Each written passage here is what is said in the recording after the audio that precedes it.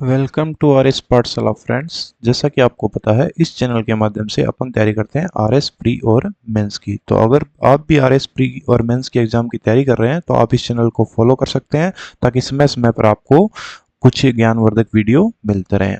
तो बिना देरी किए अपन शुरू करते हैं। आज का अपना टॉपिक है अनुच्छेद 32।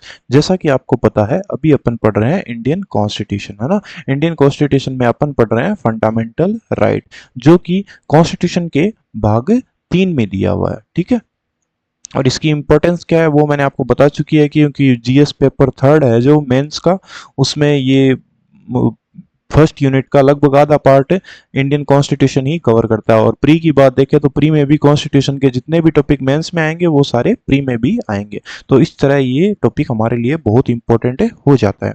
तो अभी आज अपन बात करेंगे आर्टिकल 32 की। थोड़ा सा क्विक रिवीजन कर लेते हैं कि अपन पढ़ रहे हैं फंडामेंटल राइट। जैसा कि आपको पता है कि फंडामेंटल मूल कॉन्स्टिट्यूशन में जो हमारा सुप्रीम लॉ है कॉन्स्टिट्यूशन, है ना, जो हमारा कॉन्स्टिट्यूशन सुप्रीम लॉ है, उसमें क्या लिखा था कि हमारे पास 7 प्रकार के मूल अधिकार होंगे। कौन सा?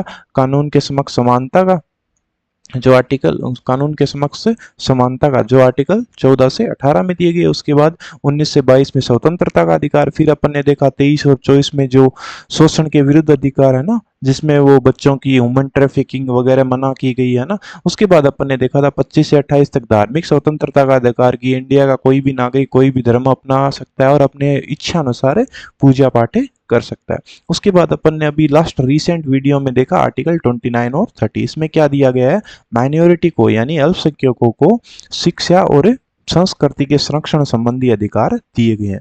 अब ये 5 प्रकार के मूल अधिकार तो, अब सॉरी 6 प्रकार के मूल अधिकार अपन ने देख लिए। एक और मूल अधिकार था जो आर्टिकल 31 में दिया गया था, वो क्या था, संपत्ति का अधिकार। उसके बारे में अपन बात कर चुके हैं काफी बार की 44th कॉन्स्टिट्यूशन अमेंडमेंट एक्ट 1970 ने 1976 में ये क्या किया, खत्म कर दिया गया था ना, संपत्ति के अधिकार को खत्म कर दिया। तो अब हमारे पास कितने फंडामेंटल राइट बच गए, 6। कितने बच गए, 6। अब मान लो भी कॉन्स्टिट्यूशन ने आपको ये फंडामेंटल राइट दे दिए, तो और अब इसको लागू कौन करेगा। मेन क्वेश्चन ये आता है कि इनको लागू कौन करेगा और कैसे लागू करेगा। मान लो किसी कोई भी इंसान है जिसके फंडामेंटल राइट को कोई इन्फ्रिंज कर रहा है ना, कोई उसके फंडामेंटल राइट को रोक रहा है, तो वो कहाँ जाएगा और क्या करेगा।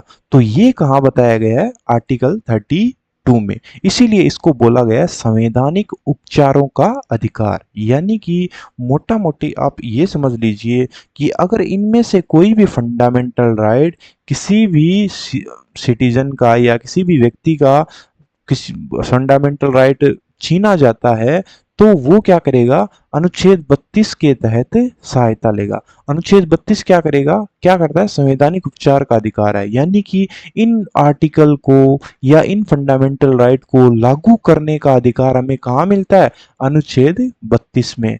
और अब एक मेन बात और आ गई, देखो वो क्या, कि जो मूल अधिकार है उनको लागू करवाने का अधिकार भी अपने आप में एक मूल अधिकार है।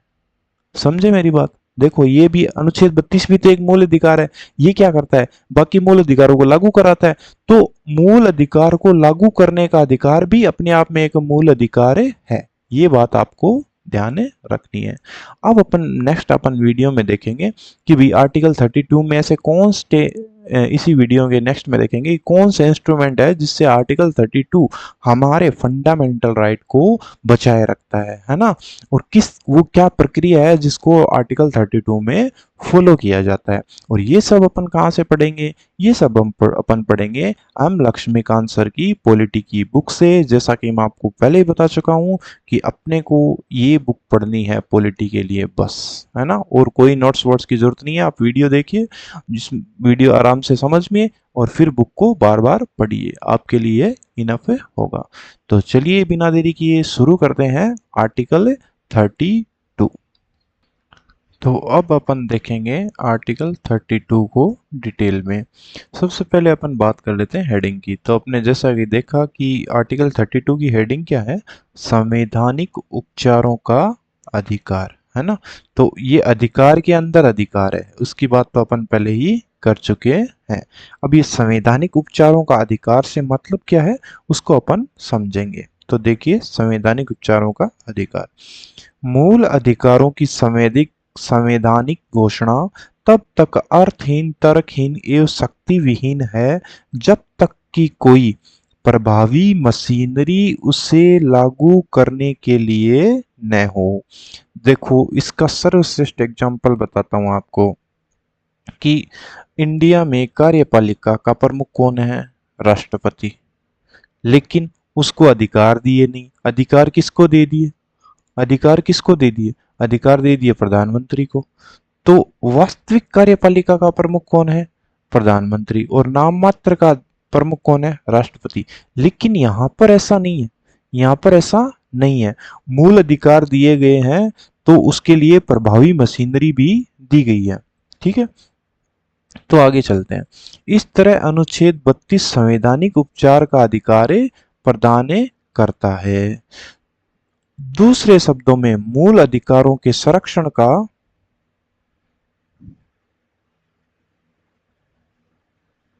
मूल अधिकारों के संरक्षण का अधिकार स्वयं में मूल अधिकार है। यही व्यवस्था मूल अधिकारों को वास्तविक बनाती है। ठीक है, अब देखो यहां तक आपको समझ में आ गया होगा कि मूल, ये बात अपन पहले ही कर चुके हैं कि मूल अधिकारों के संरक्षण का अधिकार स्वयं में क्या है? एक मूल अधिकार है। और यही व्यवस्था क्या बनाती है? मूल अधिकारों को वास्तविक बनाती है ना। तो एक तो राष्ट्रपति वाला एग्जाम्पल अपन ने देखा कि राष्ट्रपति वास्तविक कार्यपालिका प्रमुख नहीं है। क्यों? क्योंकि ऐसे जो नियम रेगुलेशन बनाए गए हैं उसमें प्रधानमंत्री को कार्यपालिका का प्रमुख बनाया गया है हमारी संसदीय कार्य प्रणाली में। लेकिन मूल अधिकारों के साथ ऐसा नहीं है। मूल अधिकार दिए गए हैं तो उसके साथ ही अनुच्छेद 32 में संवैधानिक उपचार का अधिकार दिया गया है जो स्वयं में मूल अधिकार है। यही व्यवस्था क्या बनाती है? मूल अधिकार को वास्तविक बनाती है। इसीलिए डॉक्टर अंबेडकर ने अनुच्छेद 32 को संविधान का सबसे महत्वपूर्ण अनुच्छेद बताया। यानी कि डॉक्टर अंबेडकर की नजरों में देखें तो इंडिया के कॉन्स्टिट्यूशन का सबसे मोस्ट इंपॉर्टेंट आर्टिकल कौन है? आर्टिकल 32। ठीक है, क्यों इंपॉर्टेंट है? उन्होंने आगे बताया है कि एक अनुच्छेद जिसके बिना संविधान अर्थहीन है, यानी कि संविधान का कोई मतलब ही नहीं है इस आर्टिकल के बिना। यह संविधान की आत्मा और हृदय है। यह संविधान की आत्मा और हृदय है। ये क्वेश्चन तो कितनी बार पूछा गया है कि डॉक्टर अंबेडकर के अनुसार संविधान की आत्मा और हृदय कौन सा आर्टिकल है? तो आर्टिकल 32। या फिर ऐसे पूछ लेते हैं संविधान की आत्मा और हृदय डॉक्टर अंबेडकर ने किस आर्टिकल को कहा गया है?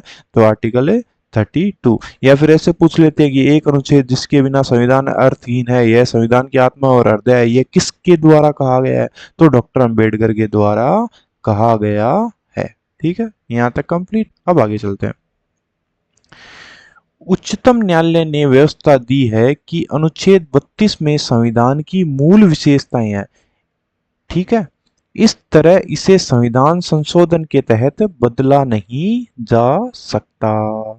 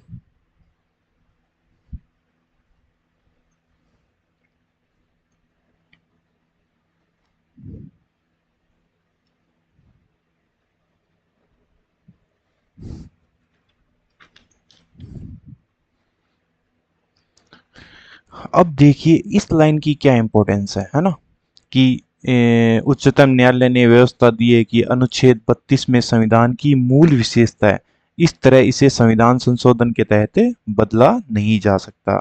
जैसा कि आपको पता है, मैंने अपने जब आपको basic structure of the constitution का जब लेसन पढ़ाया था, तो मैंने एक आपको बात बताई थी क्या, कि 3 मोस्ट इंपॉर्टेंट केस है फंडामेंटल राइट के संदर्भ में, या आप बोल सकते हो इंडियन कॉन्स्टिट्यूशन की चेंजिंग हिस्ट्री में 3 मोस्ट इंपॉर्टेंट केस है। पहला केस कौन था? है शंकरी प्रसाद मामला। शंकरी प्रसाद मामला ये कब की बात है? 1951 में, है ना। तो संविधान लागू होने के ठीक 1 साल बाद या कुछ ही दिनों बाद आप बोल सकते हो। दूसरा था गोलकनाथ मामला। दूसरा क्या था? गोलकनाथ मामला। ये कब की बात है? 1967 की। तीसरा जो मोस्ट इंपॉर्टेंट है वो है केशवानंद भारती, केशवानंद भारती मामला, है ना। और ये कब की बात है? 1973 में। इस शंकरी प्रसाद वाले मामले में क्या बोला गया था बताइए? याद होगा ना आपको, मैंने बताया था, आप पुराने वीडियोस में देखा होगा आपने, कि इसमें यह बोला था कि जो मूल अधिकार है उनको संसद चाहे तो चेंज कर सकती है ना। मूल अधिकार को चेंज किया जा सकता है या खत्म किया जा सकता है संसद के द्वारा। लेकिन फिर गोलकनाथ मामले में एक नया मोड़ आ गया, बोला मूल अधिकार तो लोकोत्तर है और अपरिवर्तनीय, मूल अधिकारों को चेंज नहीं किया जा सकता। लेकिन फाइनली क्या इसमें केशवानंद भारती केस में क्या रिजल्ट आया, कि मूल अधिकारों के या कॉन्स्टिट्यूशन के किसी भी पार्ट को चेंज किया जा सकता है, बशर्ते वो संविधान की मूल संरचना न हो। यानी कि आप ऐसे बोल सकते हो, मूल संरचना को, संविधान की मूल संरचना को चेंज नहीं किया जा सकता। ये किसने बोला? सुप्रीम कोर्ट ने। और हमारे संविधान का अंतिम व्याख्याकार कौन है? Supreme court. तो सुप्रीम कोर्ट ने यहां बोल दिया कि 1973 के केशवानंद भारती के बाद जो भी केस आएंगे उसमें अगर कोई भी संशोधन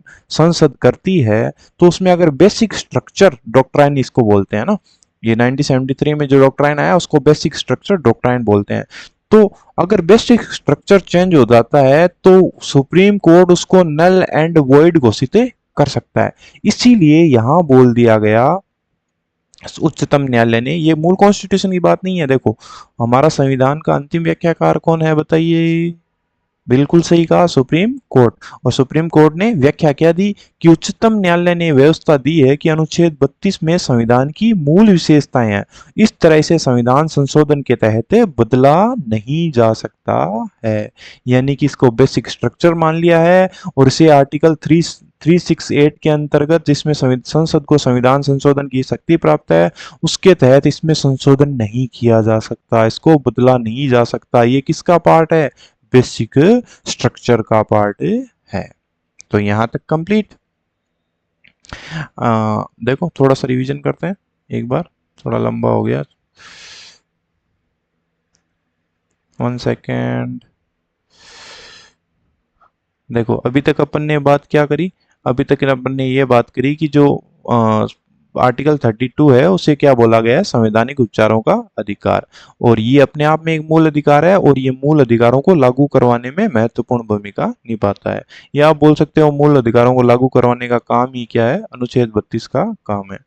और मूल अधिकार की संवैधानिक घोषणा, फिर अपने कॉन्स्टिट्यूशन की हिस्ट्री देखें तो पता लग जाएगा कि मूल अधिकारों की संवैधानिक घोषणा तब तक अर्थहीन, तर्कहीन और शक्तिहीन है जब तक कोई प्रभावी मशीनरी उसे लागू करने के लिए न हो। इस तरह अनुच्छेद 32 संवैधानिक उपचार का अधिकार प्रदान करता है। दूसरे शब्दों में मूल अधिकारों के संरक्षण का अधिकार स्वयं में एक मूल अधिकार है। ये बात समझ में आ गई होगी। यही व्यवस्था मूल अधिकारों को वास्तविक बनाती है। यानी कि मूल अधिकार वास्तविक है, केवल बात करने के लिए नहीं है, उनको लागू करती है, उनको लागू करना पड़ता है। ठीक है, आगे चलते हैं। इसलिए डॉक्टर अंबेडकर ने, फिर अपन ने देखा कि डॉक्टर अंबेडकर ने heart and soul of the constitution किसे कहा है? संविधान की आत्मा और हृदय, आर्टिकल 32 को। उसके बाद अपन ने देखा कि उच्चतम न्यायालय ने, सुप्रीम कोर्ट ने एक व्याख्या दे दी है कि आर्टिकल 32 क्या है? बेसिक स्ट्रक्चर है कॉन्स्टिट्यूशन का। ठीक है, तो उसे आप चेंज नहीं कर सकते, यानी आर्टिकल 32 में संशोधन नहीं किया जा सकता। अब अपन देखेंगे आर्टिकल 32 में जो 4 प्रावधान है ना, 4 जो बातें की गई है, 4 जो घोषणा संविधान में की गई है, वो क्या है? ठीक है, आर्टिकल 32 क्या क्या पावर देता है संसद को या न्यायपालिका को? ठीक है, तो चलिए देखते हैं इसके चार प्रावधान। अब अपन देखेंगे आर्टिकल 32 के अंतर्गत तो चार प्रावधान किए गए हैं, वो क्या है ना।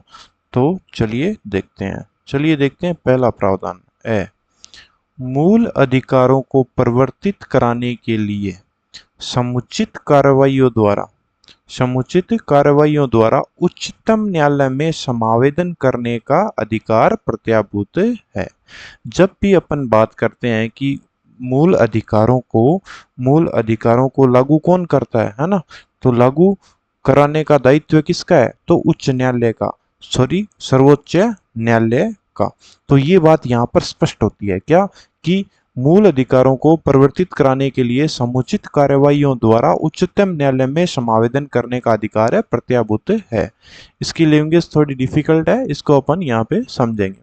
मूल अधिकारों को परिवर्तित मतलब होता है लागू कराना। सिंपल भाषा में बोले तो लागू कराने के लिए समुचित का मतलब है कि जिस प्रकार का मूल अधिकार इन्फ्रिंज हुआ है या जिस प्रकार के मूल अधिकार का हनन हुआ है उसी के अनुरूप कार्यवाही। जैसे किसी को इलीगली हिरासत में ले लिया है तो हम क्या करेंगे, वहां पर हेबियस कॉर्पस के लिए अप्लाई करेंगे, या फिर किसी ने कोई संवैधानिक पद बिना किसी औचित्य के ग्रहण कर लिया है तो वहां पर अपन इसको दूसरी प्रकार की रिट जारी करेंगे। तो इसका मतलब होता है समुचित कार्यवाहियों द्वारा उच्चतम न्यायालय में समावेदन, मतलब एक प्रकार का आवेदन ही हो गया, करने का अधिकार प्रत्याभूत है। प्रत्याभूत का मतलब गारंटीड है ना, गारंटीड है। तो इस प्रकार सिंपल भाषा में देखें तो मूल अधिकार के हनन होने पर अपन उच्चतम न्यायालय में जाके आवेदन कर सकते हैं और वो हमें गारंटी शुदा हमारे मूल अधिकार को दिलवाएगा। पहले पॉइंट में ये बात बोली गई है आर्टिकल 32 में, ठीक है। दूसरी बात क्या है, देखो, उच्चतम न्यायालय को किसी भी मूल अधिकार के संबंध में निर्देश या आदेश जारी करने का अधिकार होगा। आर्टिकल 32 उच्च न्यायालय को यह शक्ति देता है कि वो मूल अधिकार के संबंध में कोई भी निर्देश, है ना, कोई भी निर्देश या कोई भी आदेश जारी करने का अधिकार होगा। उसके द्वारा जारी रिट भी में शामिल है, उसके द्वारा जारी रिट में शामिल है। मतलब ये अधिकार तो है निर्देश और आदेश जारी करने का मूल अधिकार के संबंध में। इसके अलावा और कौन से उपकरण है जो यूज कर सकता है हमारा सुप्रीम कोर्ट मूल अधिकार को लागू करवाने में, तो वो क्या है, रिट। ठीक है, क्या कितने प्रकार की रिट होती है, 5 प्रकार की। प्रत्यक्षीकरण, परमादेश, प्रतिषेध, उत्प्रेषण एवं अधिकार प्रक्षा। इन पांचों रिटों का उपयोग करके भी नागरिकों को या व्यक्तियों को मूल अधिकार दिलवाया जाता है सुप्रीम कोर्ट के द्वारा। तो 2 पॉइंट कवर हो गए आर्टिकल 32 के अंतर्गत, हमारे 2 पॉइंट कवर हो गए। पहला कि भाई कोई भी मूल अधिकार का हनन होगा तो सर्वोच्च न्यायालय में हमें आवेदन करने का अधिकार है। दूसरा कि सर्वोच्च न्यायालय क्या करेगा, मूल अधिकार को लागू करवाने के लिए आदेश या निर्देश जारी करेगा या क्या करेगा, रिट जारी करेगा। बंदी प्रत्यक्षीकरण हो गया, परमादेश हो गया, प्रतिषेध हो गया या उत्प्रेषण हो गया या अधिकार परीक्षा होगी, ये जारी करेगा ताकि हमारे मूल अधिकार का हनन ना हो सके। उसके बाद हमारी जो पार्लियामेंट है उसको भी कॉन्स्टिट्यूशन एक शक्ति देता है। क्या शक्ति देता है, संसद को यह शक्ति प्राप्त है कि वह किसी अन्य न्यायालय को सभी प्रकार के निर्देश, आदेश और रिट जारी करने की शक्ति प्रदान करे। ठीक है, संसद को यह शक्ति प्राप्त है कि वह किसी अन्य न्यायालय को सभी प्रकार के निर्देश, आदेश और रिट जारी करने की शक्ति प्रदान करे, है ना।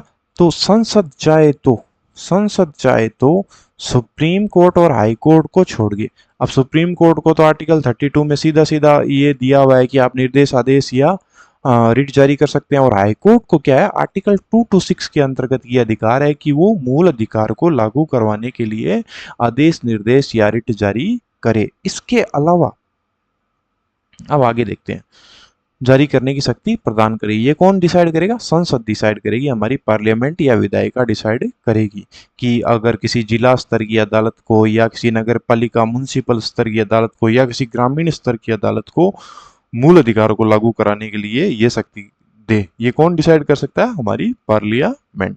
ठीक है, इसके बाद आगे चलते हैं। यद्यपि यह उच्चतम न्यायालय को प्रदत्त शक्तियों के विरुद्ध किसी पूर्वाग्रह से ग्रसित नहीं होनी चाहिए। यानी कि संसद ये जो कानून बनाएगी, सुप्रीम कोर्ट हाई कोर्ट के अलावा रिट जारी करने का अधिकार किसी निचली अदालत को देगी, तो ऐसा कानून संसद इस प्रकार से नहीं बनाएगी कि वो सुप्रीम कोर्ट के जो अधिकार है रिट जारी करने के, उसके उसमें कोई कमी आ जाए, उसमें कोई विसंगति आ जाए, है ना। तो ऐसा कोई कानून है नहीं बना सकेगी।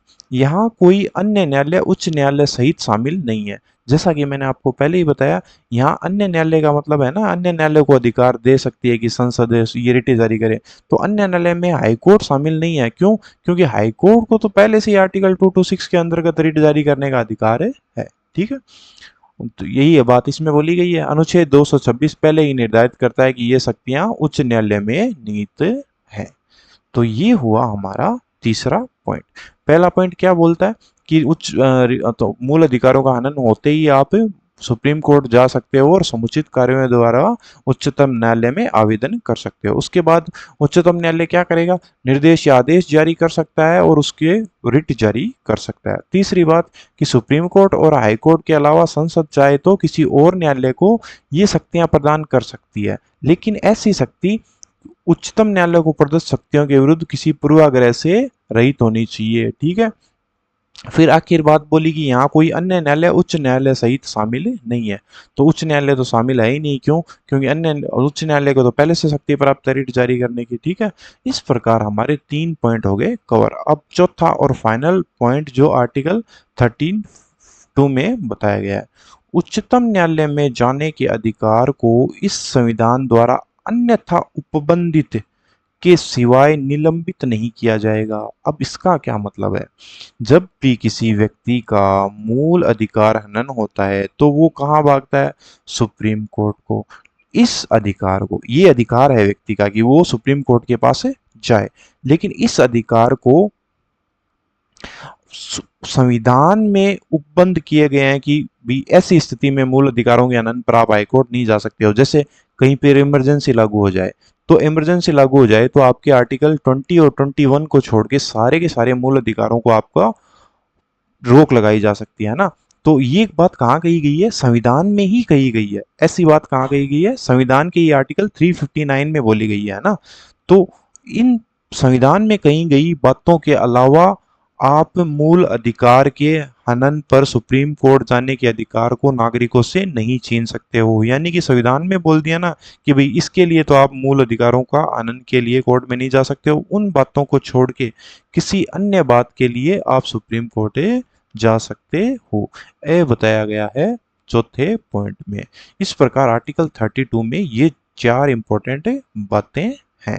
पहली क्या थी? देखो एक बार रिवीजन कर लेते हैं कंप्लीट इसका, कि सुप्रीम को अगर आपके मूल अधिकार का हनन होता है तो मूल अधिकारों को परिवर्तित कराने के लिए आप एक सेकंड,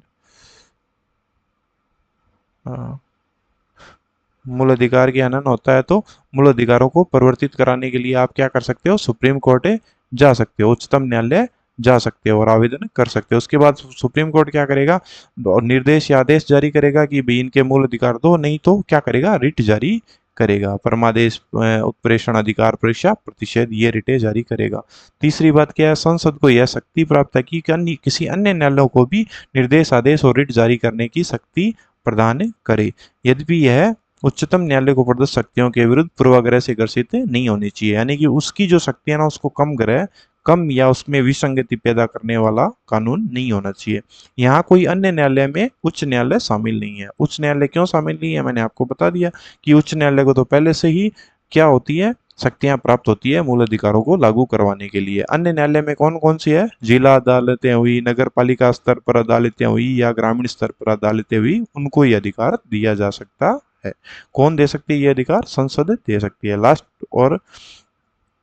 लास्ट क्या है? उच्चतम न्यायालय में जाने के अधिकार को इस संविधान द्वारा अन्यथा उपबंधित के सिवाय निलंबित नहीं किया जाएगा। यानी किसी मूल अधिकार का हनन हो गया तो उस हनन के अंतर्गत संविधान में जो भी उपबंध किए गए हैं, जैसे कि भाई इमरजेंसी के टाइम मूल अधिकार आपको नहीं मिलेंगे, तो ऐसे उपबंधों के अलावा अन्य किसी अन्य किसी उपबंध के अंतर्गत ये मूल अधिकार आपसे नहीं छीना जाएगा कि आप सुप्रीम कोर्ट में जाओ। ठीक है, तो इस प्रकार हमारे ये 4 पॉइंट कवर हुए। अब अपन देखते हैं आगे। इस तरह अभी तक अपने देखा कि भाई आर्टिकल 32 है, उसमें जो बातें बोली गई है या प्रावधान किए गए हैं वो 4 प्रावधान अपन ने देख लिए। अब इनके क्या मायने निकलते हैं वो अपन देखते हैं। देखिए, इस तरह यह स्पष्ट है कि उच्चतम न्यायालय नागरिकों के मूल अधिकारों का रक्षक एवं गारंटी देने वाला है। ये कहाँ स्पष्ट होता है कि जो सुप्रीम कोर्ट है वो मूल अधिकारों का, फंडामेंटल राइट का रक्षक और गारंटी देने वाला कहाँ स्पष्ट होता है, बताइए आप। हाँ, एकदम सही बोला। ये हमारा जो पॉइंट नंबर 1 है उसमें साफ साफ स्पष्ट होता है कि मूल अधिकारों का रक्षक कौन है, सुप्रीम कोर्ट, और उसकी गारंटी कौन देता है लागू करवाने की, सुप्रीम कोर्ट। क्योंकि किसी भी व्यक्ति के मूल अधिकार का हनन होता है तो वो मूल उच्चतम न्यायालय के पास अपील लेके जा सकता है, और उच्चतम न्यायालय क्या करता है, रिट जारी कर सकता है या कोई आदेश या निर्देश जारी कर सकता है जिससे उसके मूल अधिकार बहाल हो जाएं, है ना। तो आगे देखते हैं। इसे इस प्रयोजन हेतु मूल और विस्तृत शक्तियां प्राप्त है। इसी का मतलब क्या है, इसी का मतलब यहाँ पर है सुप्रीम कोर्ट। इसकी का मतलब है सुप्रीम कोर्ट, यानी कि सुप्रीम कोर्ट को इस प्रयोजन मतलब मूल अधिकारों को लागू करने या उनकी गारंटी देने या उनकी रक्षा करने हेतु मूल और विस्तृत शक्तियां प्राप्त है। मूल का मतलब तो ये हो गया कि भाई सीधी सीधी शक्ति सुप्रीम कोर्ट को ही प्राप्त है ना। सबसे पहले शक्ति मूल अधिकारों को लागू करवाने की किसके पास है, सुप्रीम कोर्ट के पास। और विस्तृत कैसे हो गया वो देखते हैं।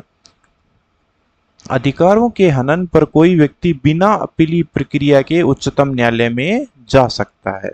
अब देखो, मूल इसीलिए भी हो गया, क्यों, क्योंकि अगर मान लो कोई छोटा मोटा केस हो तो उसमें क्या करता है व्यक्ति, पहले पहले अपनी नगर पालिका स्तर पर जो भी अदालत है उसमें जाएगा। अब उसमें मान लो फैसला उसके खिलाफ आ गया, वो चाहता है कि मेरा फैसला बदले या फैसले से नाखुश है, तो वो जिला अदालत जाता है। उसके बाद वो कहाँ जाता है, वो जाता है उच्च न्यायालय, और वहां भी उसके मामले का निपटारा न हो या वो नाखुश हो तो वो जाता है उच्चतम न्यायालय। इन सब प्रक्रिया में उसको अपील करनी पड़ती है।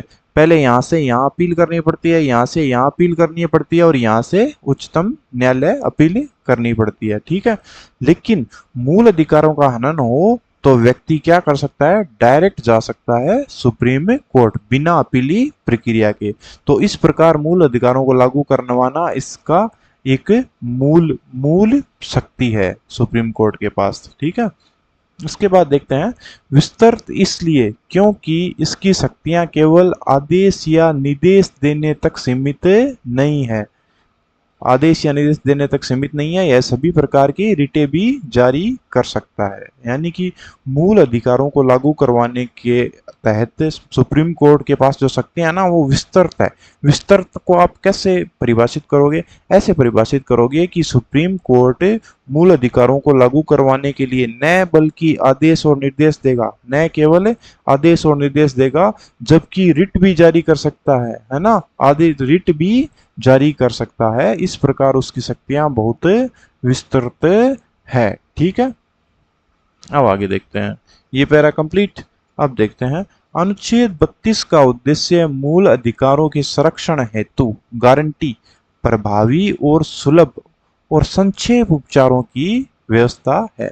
यानी कि यहां बताया गया है, देखिए एक सेकंड,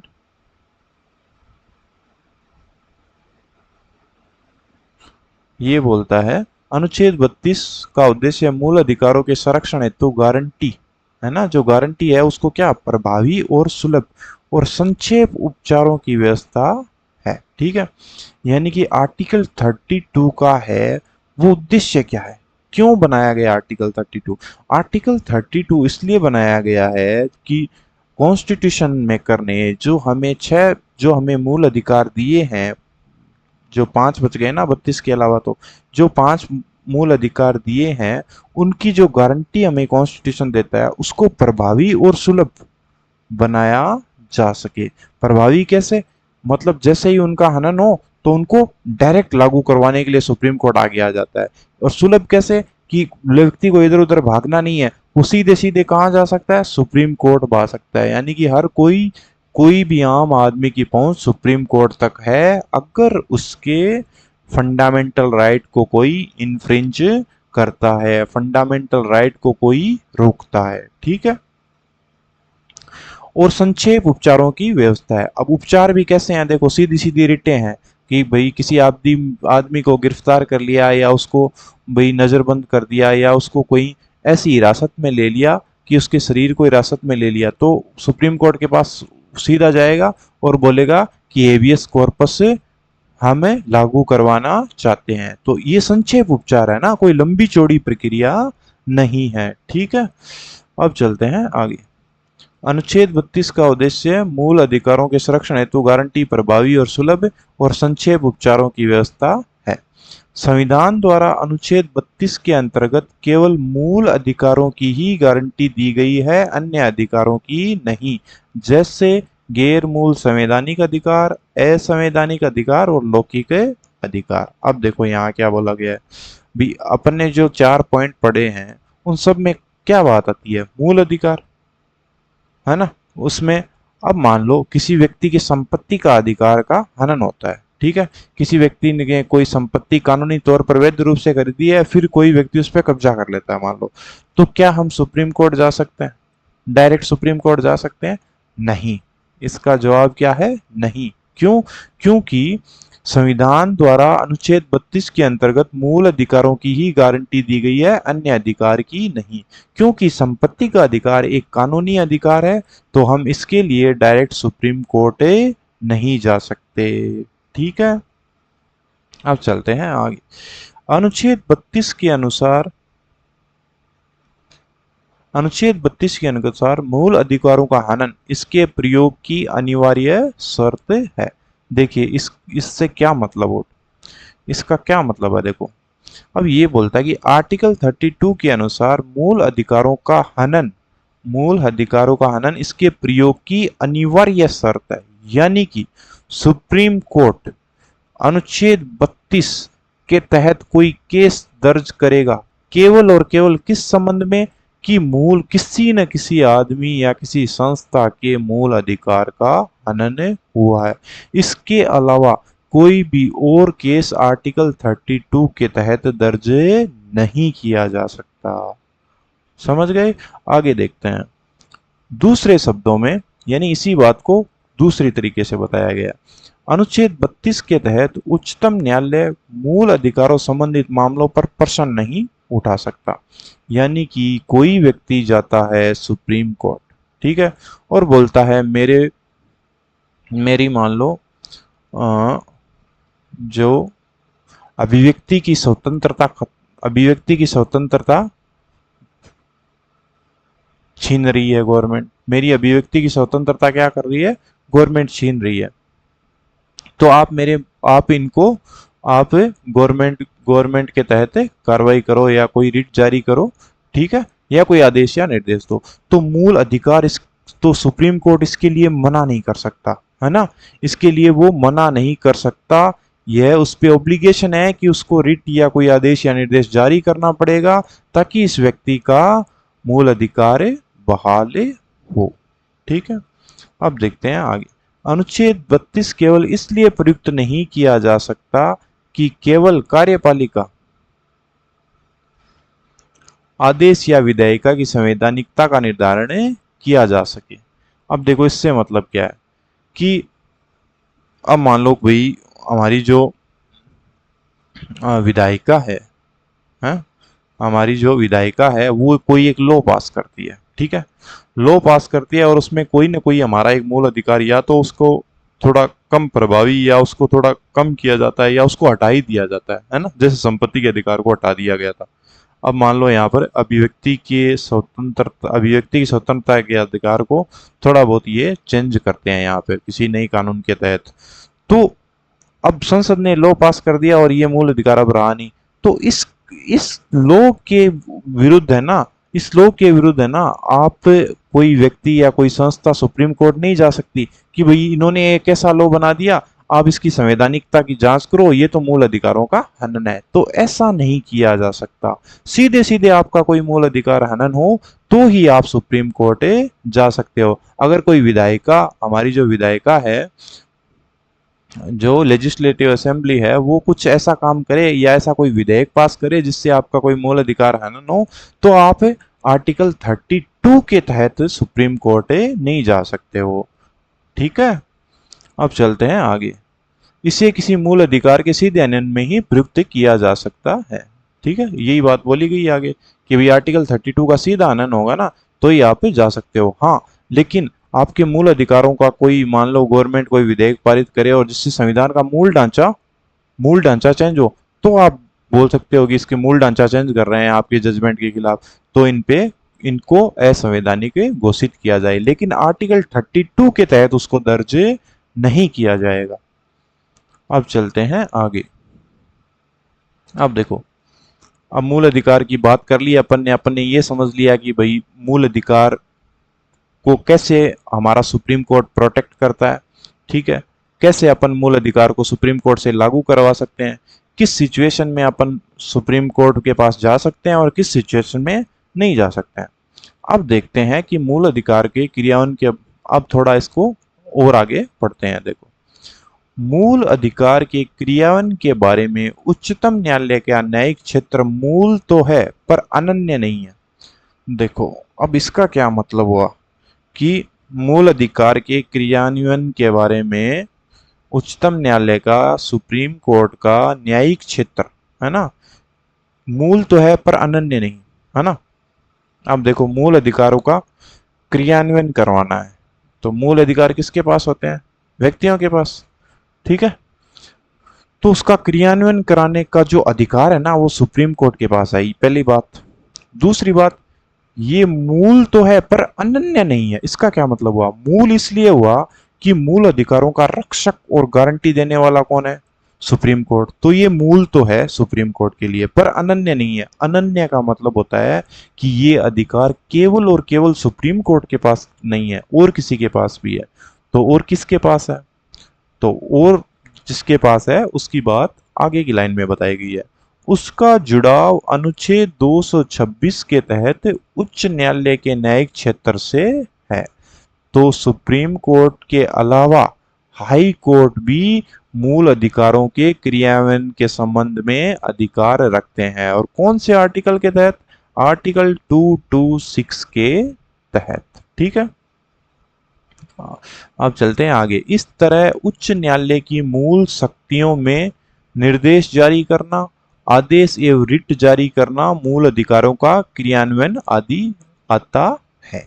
जैसे सुप्रीम कोर्ट के पास निर्देश, आदेश और रिट जारी करके मूल अधिकारों को क्रियान्वयन करने की शक्ति है ना, वैसे के वैसे हाईकोर्ट के पास आर्टिकल 226 के तहत मूल अधिकारों को लागू करवाने के लिए निर्देश, आदेश और रिट जारी करने की शक्ति है। इस प्रकार आप कह सकते हो को मूल अधिकारों के क्रियान्वयन की जो शक्ति है ना, वो सुप्रीम कोर्ट की मूल तो है पर अनन्य नहीं है। क्यों?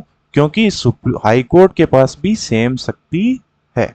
ठीक है, अब चलते हैं आगे। देखो, इसका अर्थ यह है कि, 1 सेकेंड, इसका अर्थ यह है कि जब किसी नागरिक के मूल अधिकार का हनन होता है तो संबंधित पक्ष के पास या तो उच्च न्यायालय या उच्चतम न्यायालय में सीधे जाने का विकल्प है। ठीक है, तो इसका मतलब आप समझ गए होंगे, एकदम सिंपल सा बताया हुआ है कि अब इस लाइन में अभी तक अपन समझ गए हैं कि अगर किसी व्यक्ति का, मान लो इस व्यक्ति की अभिव्यक्ति की स्वतंत्रता खतरे में पड़ गई, ठीक है, राइट टू स्पीच, अभिव्यक्ति की स्वतंत्रता इसकी खतरे में पड़ गई, तो इसके पास दो ऑप्शन है। ये या तो जाएगा सुप्रीम कोर्ट के पास या जा सकता है हाई कोर्ट के पास बिना किसी अपीली प्रक्रिया के। दोनों में से कहीं भी ये जा सकता है। अब देखिए आगे चलते हैं। अब आगे क्या बताया गया है कि अनुच्छेद 32 द्वारा प्रदत्त अधिकार स्वयं ही मूल अधिकार है ना। ये बात आपको पहले से पता है कि मूल अधिकार कौन से कौन से आर्टिकल से तहत है? 12 से 35 तक। तो 32 जो मूल अधिकारों को लागू करने का अधिकार है ना, वो अपने आप में क्या है, एक मूल अधिकार है। ब्रैकेट में क्या लिखा है, मूल अधिकारों का हनन होने पर उच्चतम न्यायालय में जाने का अधिकार। यह अनुच्छेद 32 को विस्तृत किया गया। आगे देखते हैं। इस तरह अनुच्छेद 32 के तहत वैकल्पिक उपचार आदि पर कोई रोक नहीं है। अब वैकल्पिक उपचार का मतलब ये हुआ कि ये आपकी इच्छा है कि आप सुप्रीम कोर्ट भी जा सकते हो और हाई कोर्ट भी, है ना। तो अनुच्छेद 32 के तहत वैकल्पिक उपचार आदि पर कोई रोक नहीं है। ठीक है, अब चलते हैं आगे। उच्चतम न्यायालय ने व्यवस्था दी कि जब अनुच्छेद 226 के तहत संबंधित दल के पास उच्च न्यायालय के माध्यम से राहत का विकल्प मौजूद है तो पहले उसे उच्च न्यायालय ही जाना चाहिए। अब देखो, ये कॉन्स्टिट्यूशन की बात नहीं है, ये हमारे सुप्रीम कोर्ट ने एक व्यवस्था बनाई है। क्योंकि जैसे आपको पता है, डेली न्यूज़पेपर में आता है कि सुप्रीम कोर्ट के पास बहुत ज़्यादा काम है, बहुत ज़्यादा केस पेंडिंग है।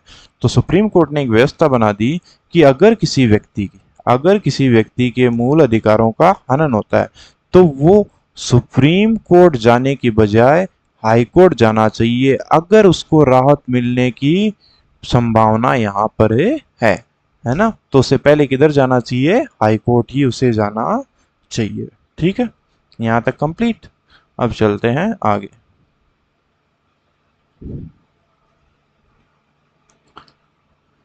अब देखिए, अब जो अपन ने अभी तक बात कर ली कि अभी तक अपन ने कितनी बार बात कर ली कि सुप्रीम कोर्ट और हाई कोर्ट को मूल अधिकारों को क्रियान्वित करने के लिए निर्देश, आदेश और रिट जारी करने का अधिकार है। तो वो रिट क्या है, उनके प्रकार क्या है और किन क्षेत्रों में उनको लागू किया जा सकता है, ये अपन अब पढ़ेंगे। तो चलिए शुरू करते हैं। उच्चतम न्यायालय अनुच्छेद 32 के तहत मूल अधिकारों का क्रियान्वयन कराता। ठीक है, ये उच्च न्यायालय अनुच्छेद 226 के तहत रिट जारी कर सकते हैं।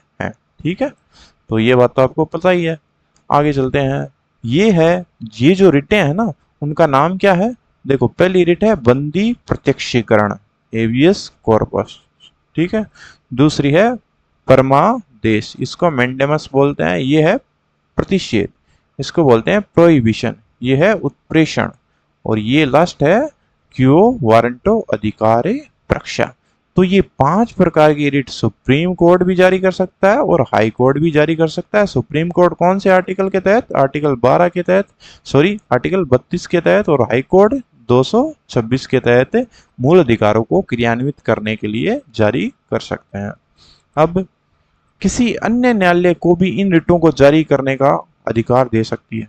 अब ये बोला गया है कि संसद, देखो ये लाइन ध्यान से देखना, कि हमारी पार्लियामेंट के पास ये शक्ति है कि ये जो रिटें है ना, ये रिटें सुप्रीम कोर्ट के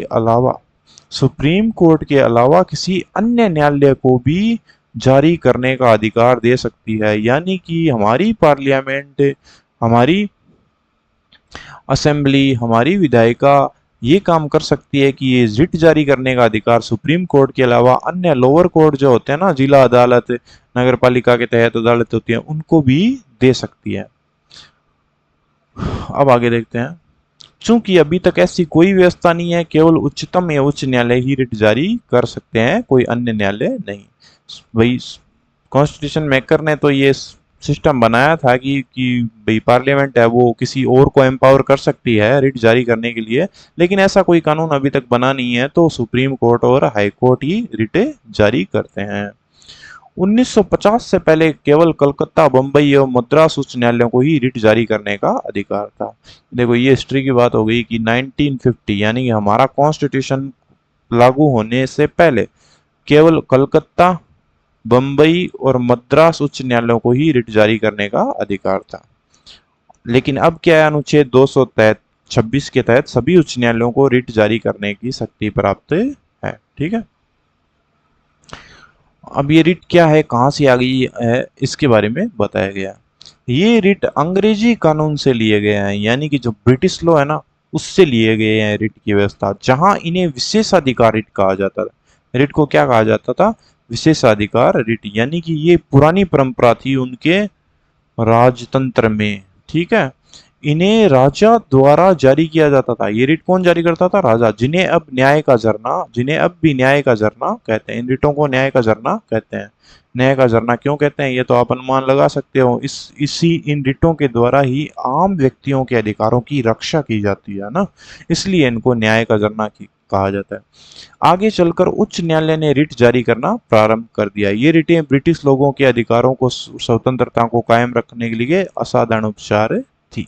ये हिस्ट्री की बात इस पैरा में बताई गई है कि ये ब्रिटिश अंग्रेजों से ली गई व्यवस्था है। इन्हें विशेषाधिकार रिट कहा जाता था, इन्हें न्याय का झरना अभी भी कहा जाता है, और ये ब्रिटिश राजा जारी करते थे जो ब्रिटिश लोगों के अधिकारों और स्वतंत्रता को बनाए रखती थी।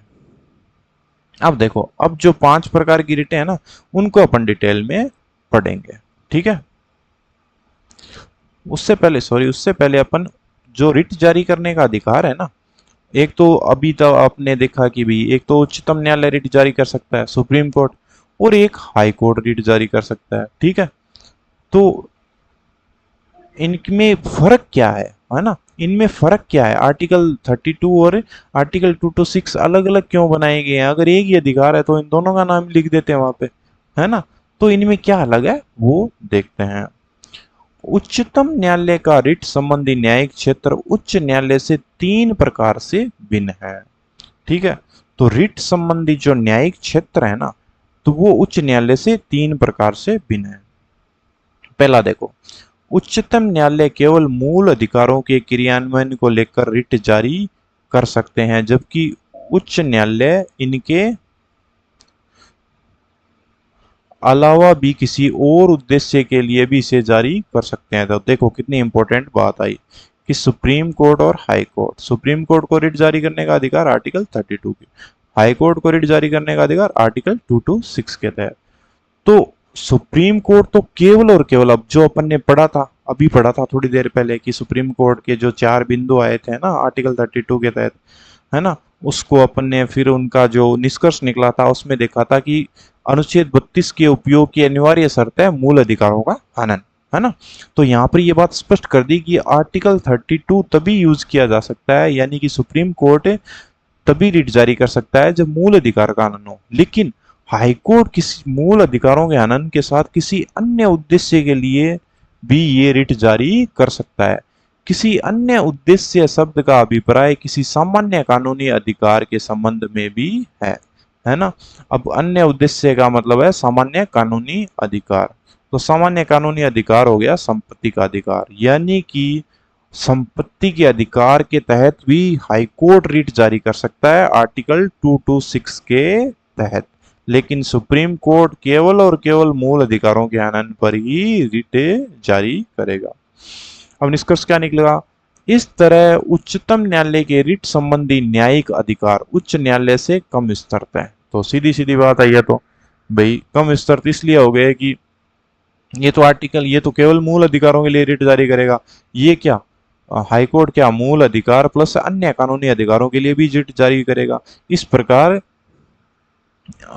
हाईकोर्ट का न्यायिक अधिकार उच्च न्यायालय से और सुप्रीम कोर्ट का न्यायिक अधिकार हाईकोर्ट से कम स्तर पे है। ठीक है, ये हो गया पहला पॉइंट। दूसरा पॉइंट क्या है?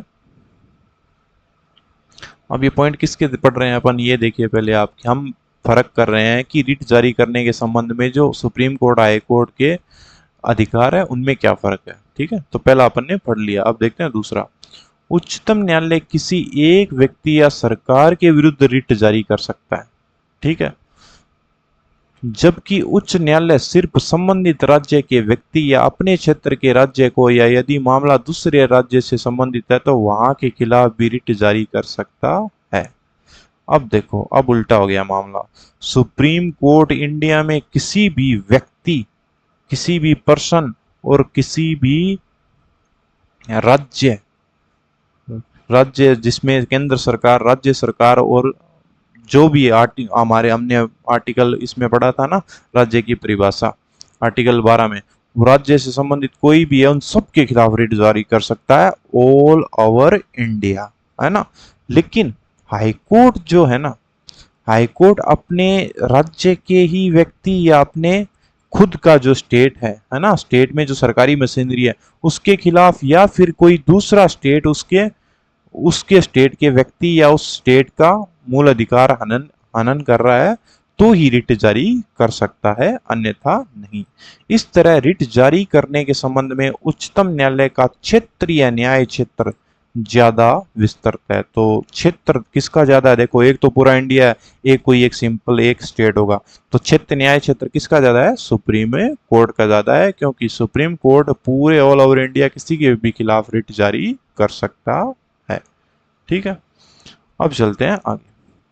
अनुच्छेद 32 के अंतर्गत उपचार अपने आप में मूल अधिकार है। ठीक है, ये बात तो अपन ने काफी बार बात कर ली, याद है ना आपको। आर्टिकल 32 खुद भी तो एक फंडामेंटल राइट है, और वो दूसरे फंडामेंटल राइट को लागू करवाने में हेल्प करता है। अब चलते हैं आगे। इसलिए उच्चतम न्यायालय अपने रिट न्याय क्षेत्र को नकार नहीं सकता, है ना।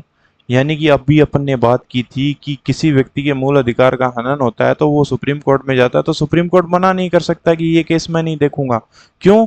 क्योंकि ये उसका दायित्व है सुप्रीम कोर्ट का, वो मना नहीं कर सकता, उस पर ऑब्लिगेशन है मूल अधिकार को लागू करने का। वहीं दूसरी ओर क्या होता है कि अनुच्छेद 226 के तहत उपचार विवेकानुसार है ना। देखो ये मेन फर्क है यहाँ पे। आप सुप्रीम कोर्ट जाते हो मूल अधिकारों को लागू करवाने के लिए, तो सुप्रीम कोर्ट आपको मना नहीं करेगा। क्यों? क्योंकि उसको करना ही है। लेकिन हाई कोर्ट के पास ये अधिकार है कि वो इस मामले को देखे या नहीं देखे, ये उसके विवेक पर निर्भर करता है। ठीक है, इसलिए उच्च न्यायालय अपने रिट संबंधी न्याय क्षेत्र के क्रियान्वयन को, सॉरी किधर गया, ये रहा,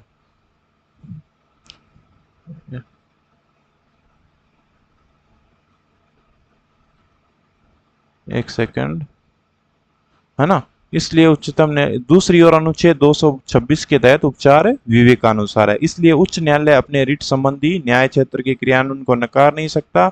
और अनुच्छेद 32 उच्चतम न्यायालय को मूल अधिकारों के संबंध में उच्च न्यायालय को प्राप्त अनुच्छेद 226 के तहत शक्ति प्रदान नहीं करता है। ठीक है, अब यहाँ बोला गया है कि आर्टिकल 32 है ना, वो शक्ति केवल सुप्रीम कोर्ट को प्रदान करता है, न कि हाई कोर्ट को।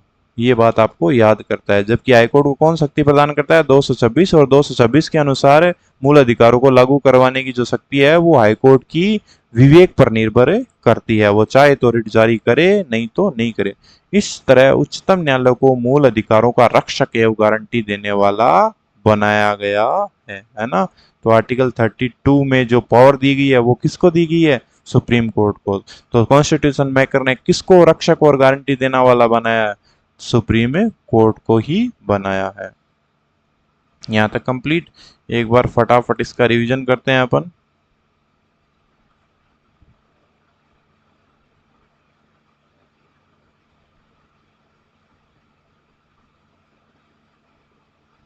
ये 4 पॉइंट अपन ने पढ़ लिए थे, है ना। अब 4 पॉइंट का तो रिवीजन अपन कर चुके हैं, अब इसका रिवीजन करते हैं। देखो देखो, एक सेकेंड,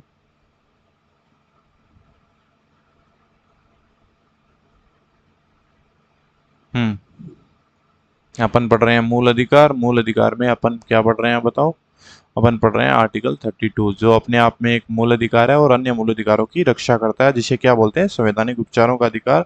जिसमें अपन ने 4 पॉइंट में देखा कि मूल अधिकारों में क्या प्रावधान किए गए आर्टिकल 32 में। अब उससे क्या निष्कर्ष निकलता है वो यहाँ बताया गया है कि उच्चतम न्यायालय नागरिकों के मूल अधिकारों का रक्षक एक गारंटी देने वाला है। तो आपके पास ऑब्जेक्टिव क्वेश्चन आए कि मूल अधिकारों का रक्षक और गारंटी देने वाला कौन है, तो आपके पास ऑप्शन आए सुप्रीम कोर्ट, हाई कोर्ट या अन्य कोर्ट, और इनमें से कोई नहीं। तो ये आपके आंसर क्या होगा, सुप्रीम कोर्ट। इसे इस प्रयोजन हेतु मूल विस्तृत शक्तियां प्राप्त है ना। ये बात अपन ने कर ली कि मूल शक्ति क्यों प्राप्त है, क्योंकि आर्टिकल 32 में सीधे सीधे आए सुप्रीम कोर्ट को ही ये शक्ति दी गई है कि वो मूल अधिकारों को क्रियान्वित करने के लिए रिट जारी करे आर्टिकल 32 के तहत। विस्तृत इसलिए कि क्योंकि इसकी शक्तियां केवल आदेश, निर्देश या तक सीमित नहीं है, यह सभी प्रकार की रिटें भी जारी कर सकता है। उसके बाद अपन ने देखा था कि आर्टिकल 32 का उद्देश्य मूल अधिकारों के संरक्षण हेतु गारंटी, प्रभावी, सुलभ और संक्षेप उपचारों की व्यवस्था है। प्रभावी और सुलभ कैसे, आपको बता ही दिया है कि भाई रिट जारी करेगा और सीधा सुप्रीम कोर्ट के पास कोई भी जा सकता है, तो वो हो गया सुलभ। और संक्षेप ये हो गया कि भाई कोई लंबी चौड़ी प्रक्रिया नहीं है, सीधे सुप्रीम कोर्ट जाओ और अपना रिट जारी करा के अपने मूल अधिकार को वापस प्राप्त करो। संविधान द्वारा अनुच्छेद 32 के अंतर्गत केवल मूल अधिकारों की ही गारंटी दी गई है, अन्य अधिकारों की नहीं, जैसे गैर संवैधानिक अधिकार, असंवैधानिक अधिकार और लौकिक अधिकार।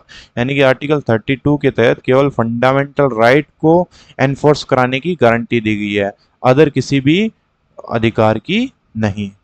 तो अनुच्छेद 32 के अनुसार मूल अधिकारों का हनन इसके प्रयोग की अनिवार्य शर्त है। यानी कि आर्टिकल 32 का प्रयोग तभी किया जा सकता है जब मूल अधिकारों का हनन हो।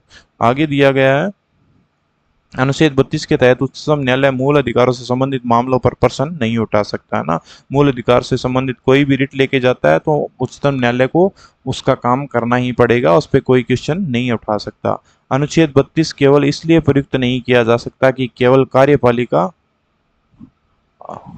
आदेश या विधायिका की संवैधानिकता का निर्धारण किया जा सके, है ना। तो ये बात मैंने पहले ही बता दी कि कोई नया लॉ लेकर आए हमारी विधायिका और उसमें कोई भी मूल अधिकार का हनन हो या कम किया गया हो या उसका चेंज किया गया हो, तो आप आर्टिकल 32 के तहत कोर्ट नहीं जा सकते, ठीक है, दूसरे आर्टिकल के तहत जा सकते हो। इसे किसी मूल अधिकार के सीधे हनन में ही प्रयुक्त किया जा सकता है। आर्टिकल 32 को डायरेक्ट किसी का मूल अधिकार इन्फ्रिंज हुआ है तो ही उसको यूज किया जाएगा। आगे बताया गया है कि मूल अधिकारों के क्रियान्वयन के बारे में उच्चतम न्यायालय का न्यायिक क्षेत्र मूल तो है पर अनन्य नहीं है। तो मूल अधिकारों का क्रियान्वयन करने के लिए सुप्रीम कोर्ट का क्षेत्र मूल, न्यायिक क्षेत्र मूल मतलब सबसे पहले उसी के पास जाएंगे, है ना। मूल तो है पर अनन्य नहीं। अनन्य क्यों नहीं है? क्योंकि ये जो अधिकार है वो किसके पास और है?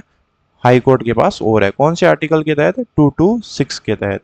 इस तरह उच्च न्यायालय की मूल शक्तियों में निर्देश जारी करना, आदेश या रिट जारी करना, मूल अधिकारों का क्रियान्वयन आदि आता है। इसका अर्थ है कि जब किसी नागरिक के पास मूल अधिकार का हनन होता है तो संबंधित पक्ष के पास या तो उच्च न्यायालय या उच्चतम न्यायालय में जाने का विकल्प होता है। तो ये बात कंप्लीट हो गई कि सुप्रीम कोर्ट और हाई कोर्ट दोनों जगह जा सकता है किसी के भी मूल अधिकार के हनन हुआ तो। अनुच्छेद 32 द्वारा प्रदत्त अधिकार स्वयं में ही मूल अधिकार है ना, ये अपने आप में ही मूल अधिकार है। ये बात तो अपन ने काफी बार देख ली। इस तरह अनुच्छेद 32 के तहत वैकल्पिक उपचार आदि पर कोई रोक नहीं है। इसके बारे में अपन ने बात कर ली। दो प्रकार के आर्टिकल है जिसके तहत आप अपने मूल अधिकारों को लागू करवा सकते हो। उच्चतम न्यायालय ने व्यवस्था दी है कि जब आपके पास सुप्रीम कोर्ट, हाई कोर्ट में जाकर आपका मूल अधिकार को बचाया जा सके या उसको बहाल किया जा सके तो आपको हाई कोर्ट ही जाना चाहिए, न कि सुप्रीम कोर्ट। ये व्यवस्था किसने दी है? हमारे उच्चतम न्यायालय ने। उसके बाद अपन ने देखा कि रिट प्रकार एवं क्षेत्र। उच्चतम न्यायालय और उच्च न्यायालय रिट जारी कर सकते हैं अनुच्छेद 32 और 226 के तहत। ये कौन कौन से रिटें हैं उसके बारे में बात कर ली। 5 प्रकार की रिटें हैं: बंदी, प्रत्यक्षीकरण, परमादेश, प्रतिषेध, उत्प्रेषण और क्यो वारंटो यानी कि अधिकार परीक्षा। संसद किसी अन्य न्यायालय को भी इन रिटों को जारी करने का अधिकार दे सकती है। चूंकि अभी तक ऐसी कोई व्यवस्था नहीं है, केवल उच्चतम या उच्च न्यायालय ही रिट जारी कर सकते हैं, अन्य न्यायालय नहीं। यानी कि हमारे संविधान ने यह व्यवस्था दी है कि सुप्रीम कोर्ट और हाई कोर्ट के अलावा भी रिट जारी करने का अधिकार संसद चाहे तो किसी और न्यायालय को दे सकती है। लेकिन हमारे संसद ने ऐसा कोई कानून बनाया ही नहीं है, तो अभी तक हमारा सुप्रीम कोर्ट और हाई कोर्ट ही रिट जारी करते रहे हैं। 1950 से पहले केवल कलकत्ता, बंबई और मद्रास उच्च न्यायालयों को रिट जारी करने का अधिकार प्राप्त था, है ना। ये हिस्ट्री की बात है कि भाई हमारा कॉन्स्टिट्यूशन जब लागू नहीं हुआ था तो कलकत्ता और बंबई और मद्रास प्रेसिडेंसियां थी, वहां पर ही रिट जारी की जा सकती थी।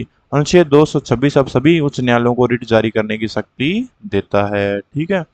अब बताया गया है कि रिट का जो इतिहास है वो क्या है। ये अंग्रेजी कानून से लिया गया है जहां इन्हें विशेषाधिकार रिट कहा जाता था। सिंपल बात है, इन्हें राजा जारी करता था, जिन्हें अब भी न्याय का झरना कहा जाता है। आगे चलकर उच्च न्यायालयों ने रिट जारी करना प्रारंभ कर दिया। ये रिटें ब्रिटिश लोगों के अधिकारों को, स्वतंत्रता को कायम रखने के लिए असाधारण उपचार थी। अब उसके बाद अपन ने देखा कि उच्चतम न्यायालय का रिट संबंधी न्यायिक क्षेत्र उच्च न्यायालय से किस प्रकार भिन्न है। यानी कि जो न्यायिक क्षेत्र है ना, वो सुप्रीम कोर्ट का और हाई कोर्ट का रिट के संबंध में कैसे भिन्न है, ठीक है। तो पहला पॉइंट उसमें देखा था कि उच्चतम न्यायालय में केवल मूल अधिकारों के क्रियान्वयन को लेकर रिट जारी कर सकता है, जबकि उच्च न्यायालय मूल अधिकारों के साथ साथ अन्य उद्देश्यों को लेकर भी रिट जारी कर सकता है। ठीक है, सबसे पहला पॉइंट। इसके बाद देखा था दूसरा पॉइंट कि उच्चतम न्यायालय किसी एक व्यक्ति या सरकार के विरुद्ध रिट जारी कर सकता है, जबकि जो हाई कोर्ट है वो अपने क्षेत्र के व्यक्ति या अपने राज्य के व्यक्ति या अपने राज्य या किसी दूसरा राज्य उसमें संलग्न है उनके वहाँ के लोगों या उस राज्य के मूल अधिकारों का हनन करता है तो उसके खिलाफ भी रिट जारी कर सकता है। तो इस प्रकार जो हाई कोर्ट सुप्रीम कोर्ट का जो न्याय क्षेत्र है ना वो ज्यादा विस्तृत है किसके मुकाबले, हाई कोर्ट के मुकाबले। उसके बाद तीसरा पॉइंट था अनुच्छेद 32 के अंतर्गत उपचार अपने आप में मूल अधिकार है, इसलिए उच्चतम न्यायालय अपने रिट न्याय क्षेत्र को नकारे नहीं सकता, है ना। यानी कि जो आर्टिकल 32 है वो अपने आप में मूल अधिकार है और मूल अधिकार को लागू करवाने की जो उत्तरदायित्व तो किसके पास है, सुप्रीम कोर्ट को, तो वो इसे लागू करने के लिए नकारे नहीं सकता। जबकि जो आर्टिकल 226 में व्यवस्था की गई है हाई कोर्ट की वो विवेकानुसार है रिट जारी करने की। तो हाई कोर्ट चाहे तो रिट जारी करने से किसी व्यक्ति को नकार भी सकता है, ना भी कर सकता है। इस तरह फाइनली ये निकल के आता है कि हमारा जो मूल अधिकारों का रक्षक और गारंटी जो देता है वो कौन है, सुप्रीम कोर्ट।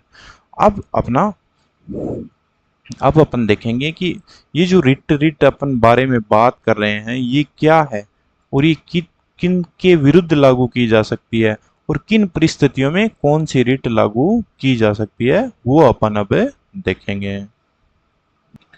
दोस्तों अभी तक अपन ने देखा कि जो सुप्रीम कोर्ट है या फिर हाई कोर्ट है वो हमारे मूल अधिकारों की रक्षा के लिए आर्टिकल 32 में तो सुप्रीम कोर्ट और आर्टिकल 226 में हाई कोर्ट रिट जारी करता है ना।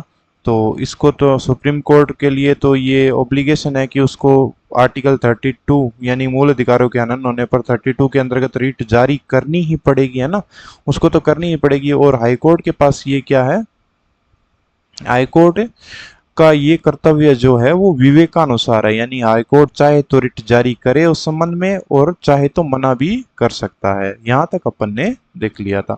अब अपन देखेंगे कि ये रिट है क्या, है ना, ये रिट है क्या और ये किन पे लागू होती है और कब लागू होती है। ठीक है, तो अपन सबसे पहले हमारी टोटल 5 प्रकार की रिट है, उसमें से पहली रिट देखेंगे परमादेश। इसको बोला जाता है मैंडेमस, मैंडेमस इंग्लिश में इसको बोलते हैं मैंडेमस। तो मैंडेमस क्या होती है उसके बारे में अपन देखते हैं। इसका शाब्दिक अर्थ है, यानी कि इसका शाब्दिक रूप से अर्थ क्या है कि हम आदेश देते हैं, है ना, वी ऑर्डर। तो हम आदेश देते हैं वो तो इसका शाब्दिक अर्थ है। और ये क्या चीज है, यह एक नियंत्रण है ना, यह एक कंट्रोल है, किसका और किस पर, वो आगे की लाइन में दिया गया है, जिससे न्यायालय द्वारा सार्वजनिक अधिकारियों को जारी किया जाता है। ठीक है, तो देखो पहले बात तो मेंटेनेंस यानी कि परमादेश का शाब्दिक अर्थ क्या है कि हम आदेश देते हैं। ठीक है, फिर ये एक टाइप का नियंत्रण है जो कौन करता है, जो सुप्रीम कोर्ट या न्यायालय, कोई अदर न्यायालय भी जैसे हमारा हाई कोर्ट है वो भी तो रिट जारी करता है ना। यह एक नियंत्रण है जिसे न्यायालय सार्वजनिक अधिकारियों यानी सरकारी अधिकारी, सार्वजनिक का मतलब आप समझो सरकारी अधिकारी, ये सार्वजनिक सरकारी अधिकारी होते हैं, सार्वजनिक अधिकारियों को जारी करता है। यानी कि जो मेंडेमस रिट है ना उसके लिए एक बात तो आपको गांठ बांध लो, जारी कौन करेगा, सुप्रीम कोर्ट या हाई कोर्ट। ठीक है, और किसको जारी करेगा, गवर्नमेंट ऑफिसर्स को, गवर्नमेंट ऑफिसर्स को जारी करेगा। ठीक है यहाँ तक। उसके बाद क्यों जारी करेगा, ताकि उनसे उनके कार्यों और उसे नकारने के संबंध में प्रश्न पूछ सके। यानी कि कोई भी गवर्नमेंट ऑफिसर है मान लो, ठीक है, उसने कोई काम किया है, पहली सिचुएशन तो ये हो गई कोई काम किया है। दूसरी सिचुएशन ये होगी कि उसने कोई काम नहीं किया है, तो उसके बारे में क्वेश्चन पूछेगा, कौन पूछेगा, सुप्रीम कोर्ट या हाई कोर्ट। कौन पूछेगा, सुप्रीम कोर्ट या हाई कोर्ट। अब मान लो अब ये कैसे काम करता है, देखो भाई रिट कब जारी होती है बताओ, रिट जारी होती है मूल अधिकारों के हनन पर। ठीक है, अब मान लो कोई गवर्नमेंट ऑफिसर है, ठीक है, कोई गवर्नमेंट ऑफिस, कोई पुलिस ऑफिसर मान लो, कोई एसपी है, ठीक है। अब कोई लोग जा रहे हैं सिक्किम घूमने के लिए, सिक्किम क्या जा रहे हैं, घूमने के लिए। तो इस एसपी साहब ने क्या करा, सिक्किम जो लोग घूमने की जा रहे हैं उनको रोक लिया। मान लो राजस्थान से घूमने जा रहे हैं कहाँ, सिक्किम, ठीक है, तो इनको सिक्किम के उधर बॉर्डर पे रोक लिया। अब ये बोलता है कि आप सिक्किम में नहीं जा सकते, ठीक है, और जो ऐसा कोई कारण दे देता है जो भाई उचित है ही नहीं, जो उचित है ही नहीं। क्यों? क्योंकि आर्टिकल 19 के में जो 7 अधिकार हमें दिए गए हैं उसमें चौथा अधिकार क्या है कि भारतीय नागरिकों को संपूर्ण भारतीय क्षेत्र में अबाध रूप से संचरण करने का अधिकार है, यानी कहीं भी घूमने जा सकते हैं, कहीं भी बस सकते हैं। लेकिन एसपी साहब ने क्या करा, इन बंदों को रोक लिया जो गाड़ी में जा रहे थे, ठीक है। अब क्या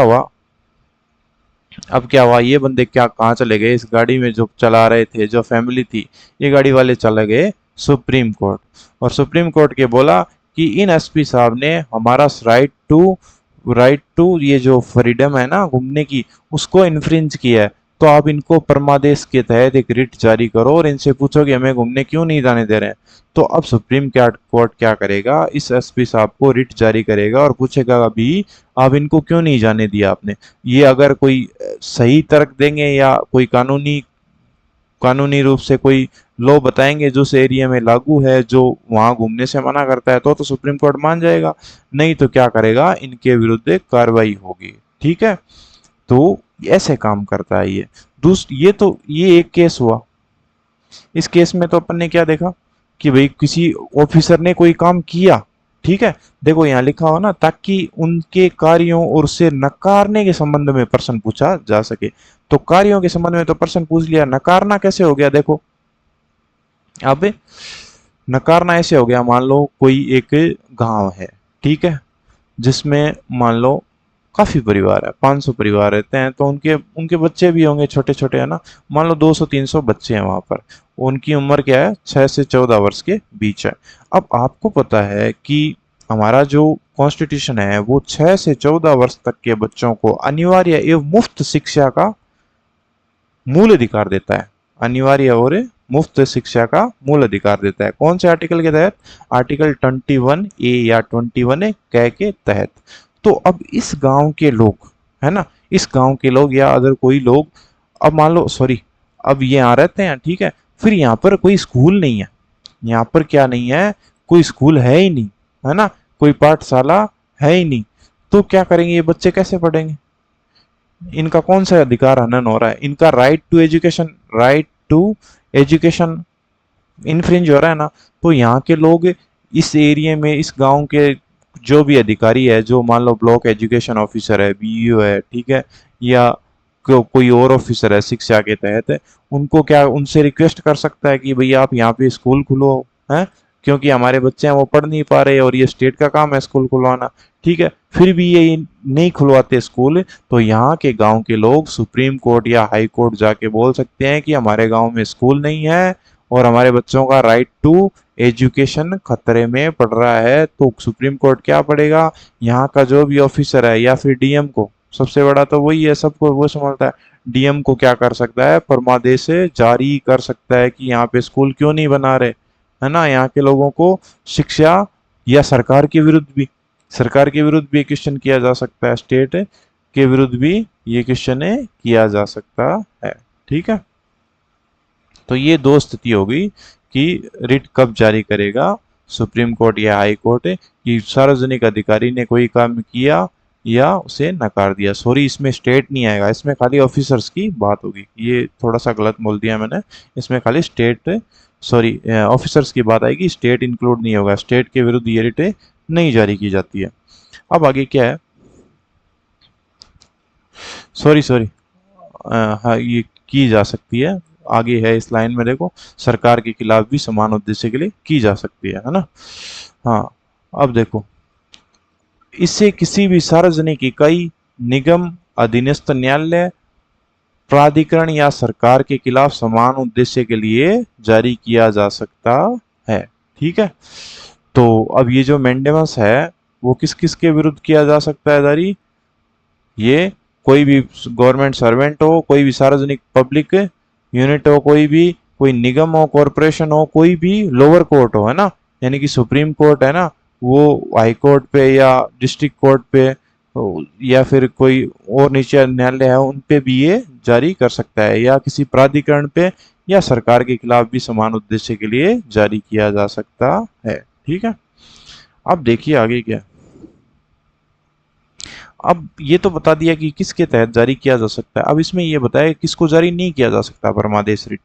परमादेश रिट जारी नहीं किया जा सकता निजी व्यक्तियों या इकाई के विरुद्ध। निजी व्यक्ति मतलब, या निजी इकाई का मतलब, अब मान लीजिए एयू बैंक है ना, तो एयू बैंक क्या निजी इकाई है, तो इसके विरुद्ध कोई परमादेश रिट जारी नहीं कर सकता, है ना।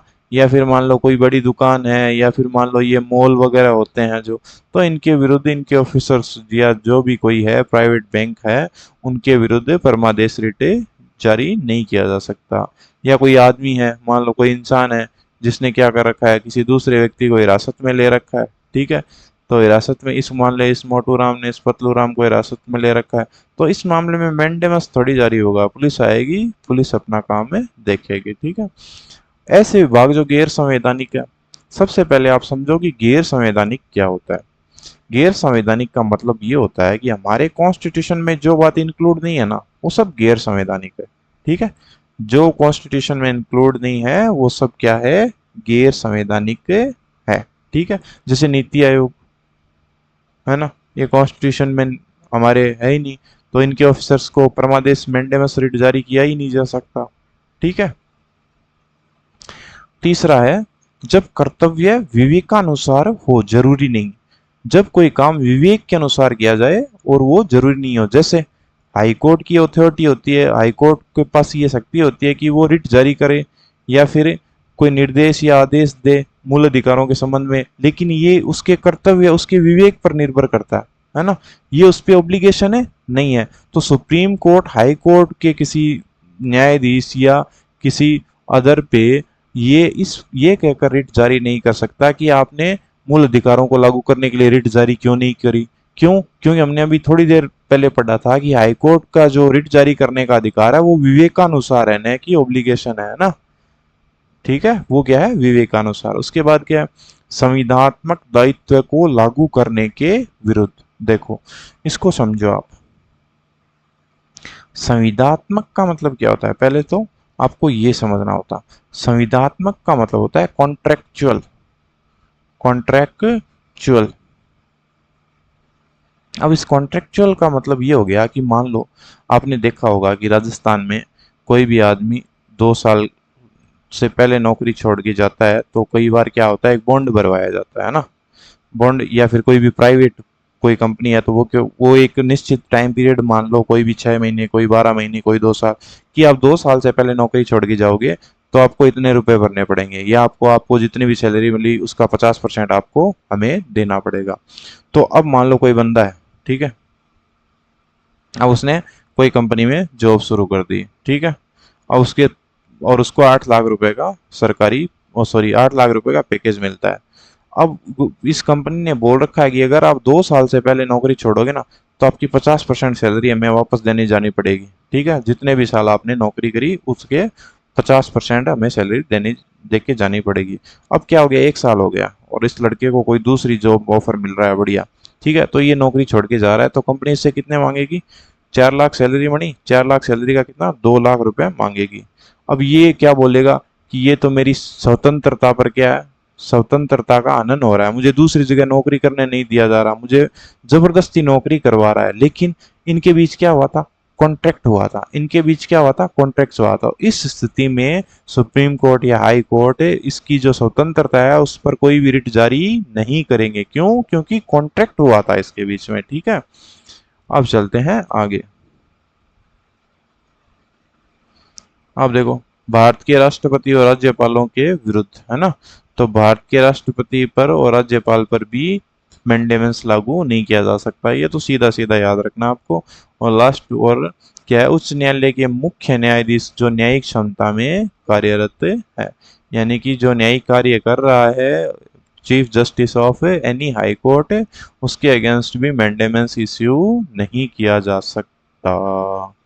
तो इस प्रकार हमारा परमादेश रिट कंप्लीट हो गया। जल्दी से क्विक रिवीजन कर लेते हैं। परमादेश का शाब्दिक अर्थ क्या होता है? हम आदेश देते हैं। यह क्या है? एक प्रकार का नियंत्रण है। नियंत्रण कौन करता है? सुप्रीम कोर्ट या कोई भी कोर्ट या न्यायालय। किस पर करता है? सार्वजनिक अधिकारियों पर। ठीक है, सार्वजनिक अधिकारियों पर और सरकार पर भी आप बोल सकते हो, कोई भी प्राधिकरण पे भी, इन सब पर कर सकता है। क्यों? क्योंकि उनके द्वारा जो कार्य किए गए हैं या उनको कार्य को जो नकारा गया उनके संबंध में प्रश्न पूछने के लिए। उसके बाद ये किस पर लागू किया जा सकता है? किसको जारी किया जा सकता है? सार्वजनिक इकाई, निगम, अधीनस्थ न्यायालय, प्राधिकरण या सरकार के खिलाफ समान उद्देश्य के लिए जारी किया जा सकता है। उसके बाद क्या देखा कि परमादेश रिट किसके खिलाफ जारी नहीं किया जा सकता? तो जो निजी व्यक्तियों या इकाई के विरुद्ध जारी नहीं किया जा सकता। ऐसे विभाग जो गैर संवैधानिक है, जिसका संविधान में उल्लेख नहीं है, उसके खिलाफ जारी नहीं किया जा सकता। जब कर्तव्य क्या हो? विवेकानुसार हो, तब जारी नहीं किया जा सकता। संविधात्मक दायित्व को लागू करने के विरुद्ध जारी नहीं किया जा सकता। भारत के प्रेसिडेंट ऑफ इंडिया है ना, प्रेसिडेंट ऑफ इंडिया पे लागू नहीं किया जा सकता। कोई भी गवर्नर हो उस पे लागू नहीं किया जा सकता। और कोई भी हाई कोर्ट का मुख्य न्यायाधीश हो जो न्यायिक क्षमता में कार्यरत हो, उसके विरुद्ध जारी नहीं किया जा सकता। इस प्रकार पहली रिट कंप्लीट हुई। अब अपन देखेंगे दूसरी रिट। चलिए देखते हैं। ज्यादा देर बेटे ना रहे।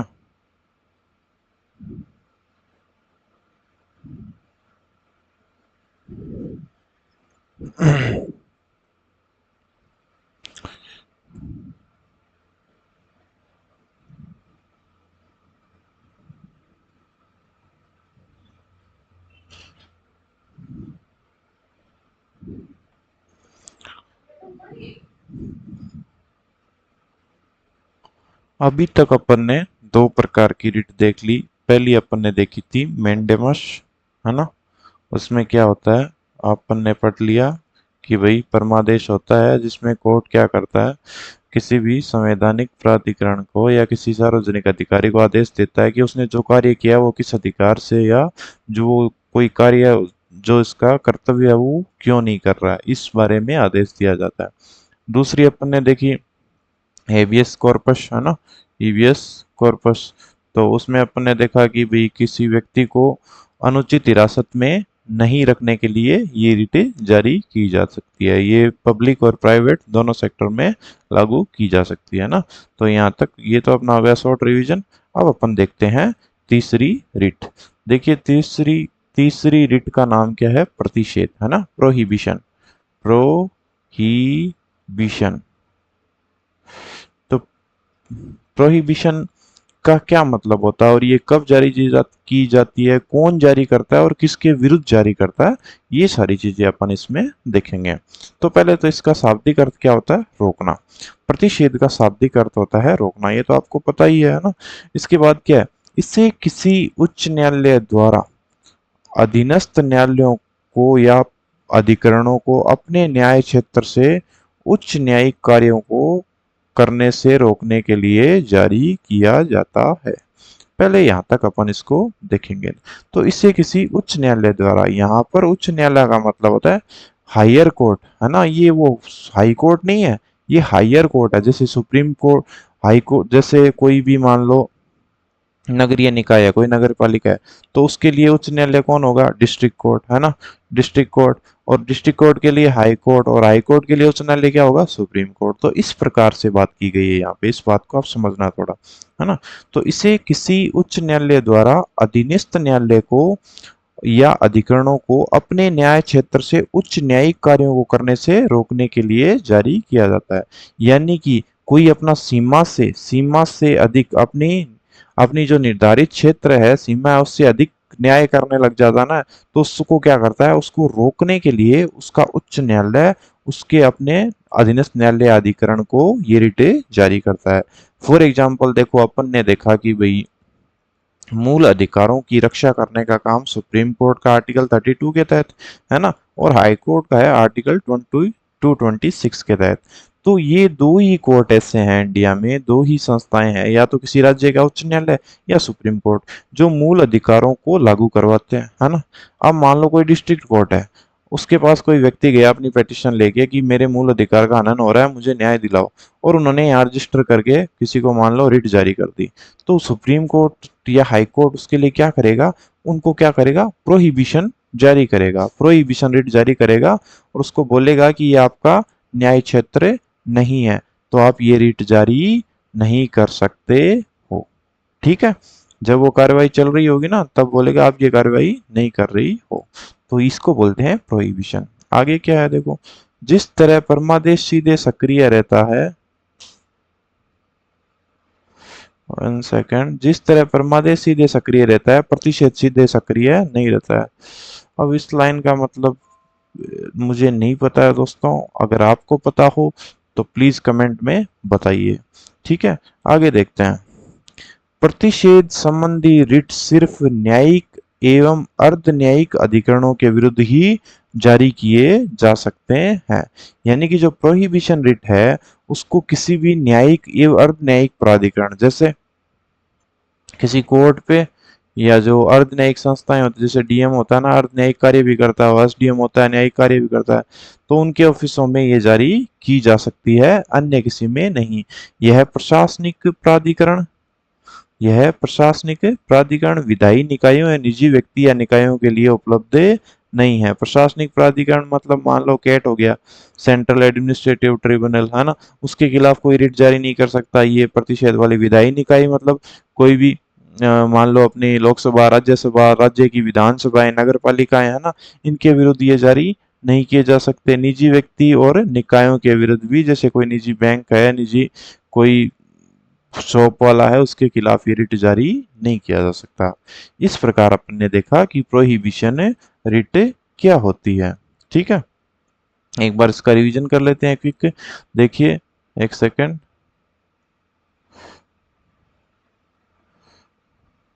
हाँ, एक बार इसका क्विक रिवीजन करते हैं। प्रतिषेध, प्रतिषेध को क्या नाम दिया जाता है, प्रोहिबिशन। ठीक है, इस रिट का नाम क्या है, प्रोहिबिशन। अब इसका अर्थ क्या होता है, इसका शाब्दिक अर्थ क्या होता है, रोकना। इसका शाब्दिक अर्थ क्या है, रोकना। तो इसे कौन न्यायालय करता है, कोई भी उच्च न्यायालय अपने अधीनस्थ न्यायालय या अधिकरण को अपने न्याय क्षेत्र से, इस बात को याद रखना, अपने न्याय क्षेत्र से उच्च न्यायिक कार्यों को करने के लिए रोका जाता है। जिस तरह परमादेश सीधे सक्रिय रहता है, प्रतिषेध सीधे सक्रिय नहीं रहता है। प्रतिषेध संबंधी रिट सिर्फ न्यायिक एवं अर्ध न्यायिक प्राधिकरणों के विरुद्ध ही जारी किए जा सकते हैं ना, जुडिशियल और सेमी जुडिशियल, बस, उसके अलावा किसी से भी नहीं। किसी से भी नहीं मतलब बाकी, चाहे वो प्रशासनिक प्राधिकरण हो, चाहे वो प्रशासनिक प्राधिकरण हो, चाहे वो विधायी निकाय हो, या निजी व्यक्ति या निकाय हो, उनके खिलाफ जारी नहीं किया जा सकता। इस प्रकार हमारी तीसरी रिट हुई कंप्लीट। अब अपन देखते हैं चौथी रिट। देखो, हमारी चौथी रिट है, देखिए, हमारी चौथी रिट है उत्प्रेषण, है ना। ये लगभग उसके जैसी है, बस इसमें और उसमें एक माइनर सा फर्क है, यानी कि इसको इंग्लिश में बोलते हैं सर्शियोरेरी, सर्शियोरेरी।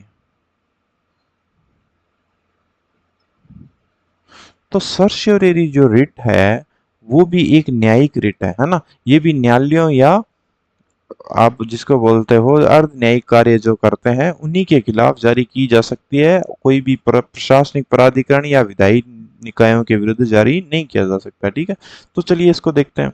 इसका शाब्दिक अर्थ क्या है, प्रमाणित होना या सूचना देना। सर्शियोरेरी का शाब्दिक अर्थ है प्रमाणित होना या सूचना देना।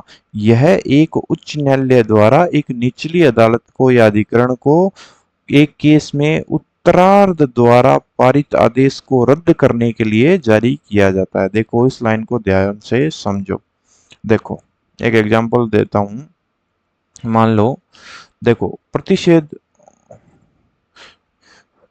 चलो पहले इसको छोड़ो, अपन इसको समझेंगे पहले कि यह उच्च न्यायालय द्वारा निचली अदालत का अधिकरण को एक केस में उत्तरार्ध द्वारा पारित, इसको समझो आप। 1 सेकेंड, उत्तरार्ध, एक केस में उत्तरार्ध द्वारा पारित आदेश को रद्द करने के लिए। देखो, इसका मतलब क्या है, उत्तरार्ध द्वारा यानी कि किसी अदालत ने कोई केस में अपना फैसला सुना दिया है ना, तो अब ये रिट जारी करेगा कौन, कोई हायर कोर्ट अपने से नीचे वाले कोर्ट को, और बोलेगा ये फैसला तुम रद्द करो, ये फैसला तुम्हें रद्द करो। ऐसा क्यों किया जाता है उसको अपन देखेंगे आगे। यह अधिकार क्षेत्र से अधिक या अधिकार क्षेत्र की कमी के आधार पर किया जाता है। ठीक है, यानी कि कोई भी कोर्ट अपने अधिकार क्षेत्र से अधिक यानी कि अपने से सुपीरियर कोर्ट का कोई काम कर दे या अपने से लोअर कोर्ट में जो केस पहले जाना चाहिए वो काम कर दे तो ये रिट जारी की जाती है। ठीक है, यानी कि इस कंडीशन में सर्शियोरेरी या उत्प्रेषण के समय क्या होता है, कोर्ट फैसला कर चुका होता है तो उस फैसलों को रद्द करने के लिए रिट जारी किया जाता है। ठीक है, इस प्रकार निषेध रिट की तरह उत्प्रेषण रिट भी एक न्यायिक रिट है। इस प्रकार क्या, निषेध रिट की तरह उत्प्रेषण रिट भी एक न्यायिक रिट है। ठीक है, तो दो न्यायिक रिटें होंगी अपनी, एक तो प्रोहिबिशन, एक सर्शियोरेरी। एक तो प्रतिषेध, दूसरी उत्प्रेषण। अब देखो, हालांकि उन्हें निचली अदालत या न्यायाधिकरण के समक्ष कार्रवाई के विभिन्न करणों में जारी किया जाता है। अब देखो इसका मतलब क्या होता है, ये किसकी बात कर रहा है, ये प्रतिषेध वाली रिट की बात करता है। प्रतिषेध वाली रिट में जब कार्रवाई चल रही होती है ना कोर्ट में, तब रिट जारी की जाती है, लेकिन सर्शियोरेरी जब कोर्ट फैसला सुना चुका होता है उसके बाद जारी की जाती है। तो आपको ये बात याद रखनी है यहाँ पे। ठीक है, कार्रवाई के विभिन्न चरणों में जारी किया जाता है। कार्रवाई को आगे जारी रखने से रोकने के लिए अंतिम आदेश पारित करने से पहले निषेधाज्ञा जारी की जाती है। ये कब किसकी बात है, प्रतिषेध रिट की। जबकि उत्प्रेषण अंतिम आदेश पारित होने के बाद उसी को रद्द करने के लिए जारी किया जाता है। देखो यहाँ आ गया ये उत्प्रेषण जो सर्शियोरेरी है, जो अंतिम जो आदेश पारित कर दिया उसको कैंसिल करवाने के लिए। देखो यहाँ पे लिखा है ना, उत्तरार्ध द्वारा, उत्तरार्ध का मतलब होता है बाद में, उत्तरार्ध द्वारा पारित आदेश को रद्द करने के लिए, यानी कोई भी पारित आदेश कर दिया है उसको बाद में रद्द कराने के लिए उत्प्रेषण रिट जारी की जाती है। जबकि प्रतिषेध रिट में क्या होता है, प्रतिषेध रिट में क्या होता है, कार्रवाई चल रही होती है, उसका कोई भी चरण चल रहा है तो उस समय उस काम को रुकवाया जाता है। ठीक है, निषेध की तरह उत्प्रेषण केवल न्यायिक या अर्ध न्यायिक प्राधिकरणों के खिलाफ ही जारी किया जा सकता है। तो सेम बात है, देखो जुडिशियल और सेमी जुडिशियल रिट के समक्ष ही जारी की जा सकती है, चाहे वो प्रोहिबिशन हो चाहे सर्शियोरेरी हो। इस तरह प्रशासनिक प्राधिकरणों, विधायी निकायों और निजी व्यक्तियों या निकायों के विरुद्ध प्रमाण पत्र उपलब्ध नहीं है। तो इसका मतलब यही है कि इनके विरुद्ध जारी नहीं किया जा सकता है ना, प्रमाण पत्र उपलब्ध नहीं है, मतलब ये निषेधाज्ञा की तरह उत्प्रेषण रिट भी प्रशासनिक प्राधिकरणों के विरुद्ध जारी नहीं की जा सकती। ठीक है, तो एक इसका अपन अब लास्ट में छोटा सा रिवीजन कर लेते हैं। देखो पहले तो अपन ने देखा उत्प्रेषण को क्या बोलते हैं, सर्शियोरेरी, सर्शियोरेरी रिट कहते हैं। ठीक है, फिर ये क्या करता है, किसी, ये हायर कोर्ट है ना, हायर कोर्ट अपने लोअर कोर्ट को किसी केस में उत्तरार्ध द्वारा पारित आदेश को रद्द कराना है ना, इसने आदेश पारित कर दिया, उसको रद्द कराने के लिए इसको रिट जारी की जाती है। ठीक है, क्यों जारी की जाती है, या तो इन्होंने अपने न्यायिक क्षेत्र से ऊपर काम किया है ना, या तो न्यायिक क्षेत्र से अधिक या न्यायिक क्षेत्र से कम, या न्यायिक क्षेत्र से कम वाले क्षेत्र में इसने न्याय कर दिया है या अपना इंटरफेयर कर दिया है तो इसके विरुद्ध ये जारी किया जाता है। ये एक जुडिशियल रिट है, इसमें ये केवल न्यायिक और अर्ध न्यायिक प्राधिकरणों के विरुद्ध ही जारी की जा सकती है, अन्य प्रशासनिक या विधायी प्राधिकरणों के विरुद्ध नहीं। ठीक है, और ये फैसला सुनाने के बाद जारी की जाती है। ठीक है, तो इस तरह हमारा सर्शियोरेरी खत्म। अब अपन लास्ट रिट देखेंगे जिसको बोलते हैं अपन अधिकार परीक्षा, क्यो वारंटो। तो चलिए देखते हैं। तो फ्रेंड्स अब अपन देखेंगे अपने आर्टिकल 32 में जो सुप्रीम कोर्ट और हाई कोर्ट रिट जारी करते हैं उसकी अंतिम रिट। ठीक है, 4 रिट अभी तक अपन ने पढ़ ली है। सबसे पहले अपन ने क्या पढ़ी थी, मेंडेमस, है ना। मेंडेमस में क्या, अदालत आदेश जारी करता है किसी सरकारी अधिकारी को जो उसने काम किया है या वो कोई अपना कर्तव्य वाला काम नहीं कर रहा है उससे प्रश्न वगैरह पूछने के लिए। दूसरा अपन ने देखा था हबियस कॉर्पस। हबियस कॉर्पस में क्या था कि किसी को भी आप मतलब बंधक बना के नहीं रख सकते बिना किसी लीगल अथॉरिटी के, है ना। तो उसके लिए हाईकोर्ट रिट जारी कर सकता है कि आप उसकी बॉडी हमें ला कर दो या उसको प्रस्तुत करो। तीसरी अपन ने देखी थी प्रोहिबिशन, है ना। प्रोहिबिशन क्या थी, ये एक जुडिशियल रिट थी जो लोअर कोर्ट को हायर कोर्ट इश्यू करता है, क्योंकि वो कोई ऐसा कार्य करता है जो उसके न्याय क्षेत्र के अंतर्गत नहीं आता है। चौथी अपन ने रिट देखी थी सर्शियोरेरी। सर्शियोरेरी यानी कि उत्प्रेषण रिट, है ना। तो उसमें क्या था कि भाई किसी कोर्ट ने कोई फैसला कर दिया है, तो उस फैसले को बदलवाने के लिए, पलटवाने के लिए उससे हायर कोर्ट उसको आदेश देता है। और क्यों? क्योंकि ये इसने या तो हायर ज्यूरिडिक्शन यूज किया या लोअर ज्यूरिडिक्शन यूज किया है ना, अपने न्याय क्षेत्र का उल्लंघन किया है। ठीक है। अब लास्ट और अंतिम है अपना क्यो वारंटो। तो सबसे पहले एक बात बताऊं आपको कि ये जो पांचों रिट है ना, ये सब अंग्रेजी कानून से ली गई है। इनके जो भी नाम है वो सारे के सारे लेटिन नाम है ना। तो इसको बोलते हैं क्यो वारंटो, QUOWARR वारंटो। ठीक है। तो अधिकार परीक्षा, तो इसको पढ़ते हैं अपन। देखो, शाब्दिक संदर्भ में इसका अर्थ है, ये कोमा गलत जगह लग गई है, किस प्राधिकार या वारंट के द्वारा। इसका शाब्दिक अर्थ है by what authority. Okay, by what authority और वारंट, किस प्राधिकार या वारंट के द्वारा। ठीक है, यहां तक समझ में आया। अब देखते हैं आगे। इसे न्यायालय द्वारा किसी व्यक्ति द्वारा सार्वजनिक कार्यालय में दायर अपने दावे की जांच करने के लिए जारी किया जाता है। अब एक तो सीधी सी बात आपको अभी तक समझ में आई गई होगी कि जारी कौन करेगा? न्यायालय। तो इसे न्यायालय द्वारा किसी व्यक्ति द्वारा सार्वजनिक कार्यालय में दायर अपने दावे की जांच करने के लिए किया जाता है। यानी कि कोई व्यक्ति सार्वजनिक कार्यालय में दावा करता है कि मैं इस पोस्ट पे हूं, है ना, और मुझे इस पोस्ट पे रहने का लीगल राइट है और उसकी क्वालिफिकेशन है वहां पर बैठने की। तो उस दावे की जांच कौन करता है? उस दावे की जांच करता है न्यायालय। और कैसे जांच करता है? क्यो वारंटो रिट जारी करके।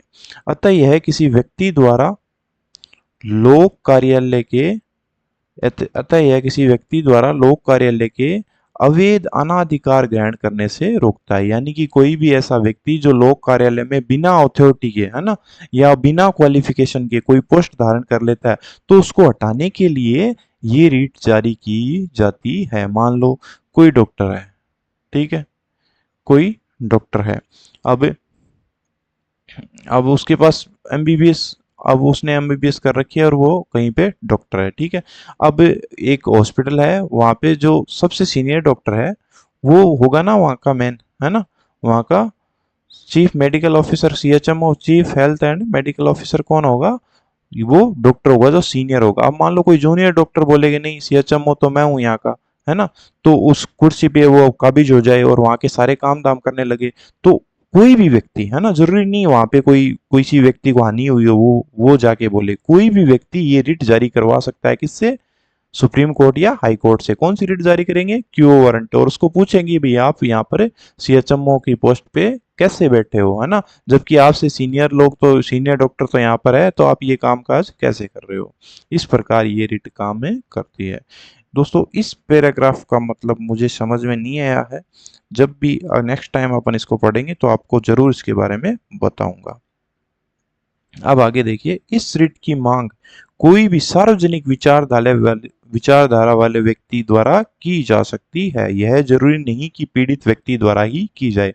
मैंने अभी आपको बताया कि क्यो वारंटो की जो मांग है ना, वो कोई भी व्यक्ति कर सकता है। मान लो कोई भी जिसका इंटरेस्ट हो कि ये सोसाइटी को घाटा पहुंचा रहा है इस पोस्ट पे बैठ के, ये इस पोस्ट के लायक ही नहीं है, या इस पे पास क्वालिफिकेशन नहीं है, या इस पे पास विधिक अधिकार या लीगल राइट नहीं है, तो कोई भी जारी करवा सकता है।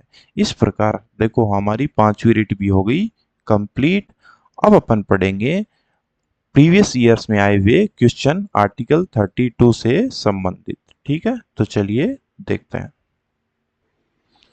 तो अब अपन देखेंगे आर्टिकल 32 से जो प्रीवियस ईयर्स में पूछे गए प्रश्न हैं उनके बारे में। वैसे आपको एक बात बता दूं कि आर्टिकल 32 बहुत ही इम्पोर्टेंट है अपने एग्जाम के point of view, at the same time अपने लाइफ में भी, क्योंकि इसमें बहुत से मूल अधिकार ऐसे हैं जो व्यक्ति की जो स्वतंत्रता है उसको बचाए रखने के लिए इम्पोर्टेंट है ना। इसीलिए तो B.R. अम्बेडकर ने इसको heart and soul of the constitution बोला है, यानी कि संविधान की आत्मा और हृदय कहा है B.R. अम्बेडकर ने आर्टिकल 32 के। उनकी जो नज़रों में ये आर्टिकल सबसे इम्पोर्टेंट है, इसके बिना कॉन्स्टिट्यूशन का कोई मीनिंग ही नहीं है। ये कौन कहता है? B R Ambedkar. इसलिए ये महत्वपूर्ण हो जाता है। तो चलिए शुरू करते हैं इसके प्रीवियस ईयर्स के क्वेश्चंस। देखो, सबसे पहले क्वेश्चन आया हुआ है सेकंड ग्रेड की एग्जाम में। सेकंड ग्रेड का जो टीचर का एग्जाम होता है राजस्थान में 2012 में, क्या क्वेश्चन पूछा है? संवैधानिक उपचारों का मौलिक अधिकार किस अनुच्छेद में प्रदान किया गया है? यानी कि संवैधानिक उपचारों का मौलिक अधिकार आर्टिकल कौन से संविधान के कौन से अनुच्छेद में किया है? तो ऑप्शन दे रखे हैं 14वें, 18वें, 21वें और 32वें। तो आपको सीधा सीधा आंसर पता होगा। कौन सा आर्टिकल है बताइए? ये है आर्टिकल कौन सा? 32। ठीक है, क्यों? वैसे भी आपको पता होगा आर्टिकल 14 क्या है।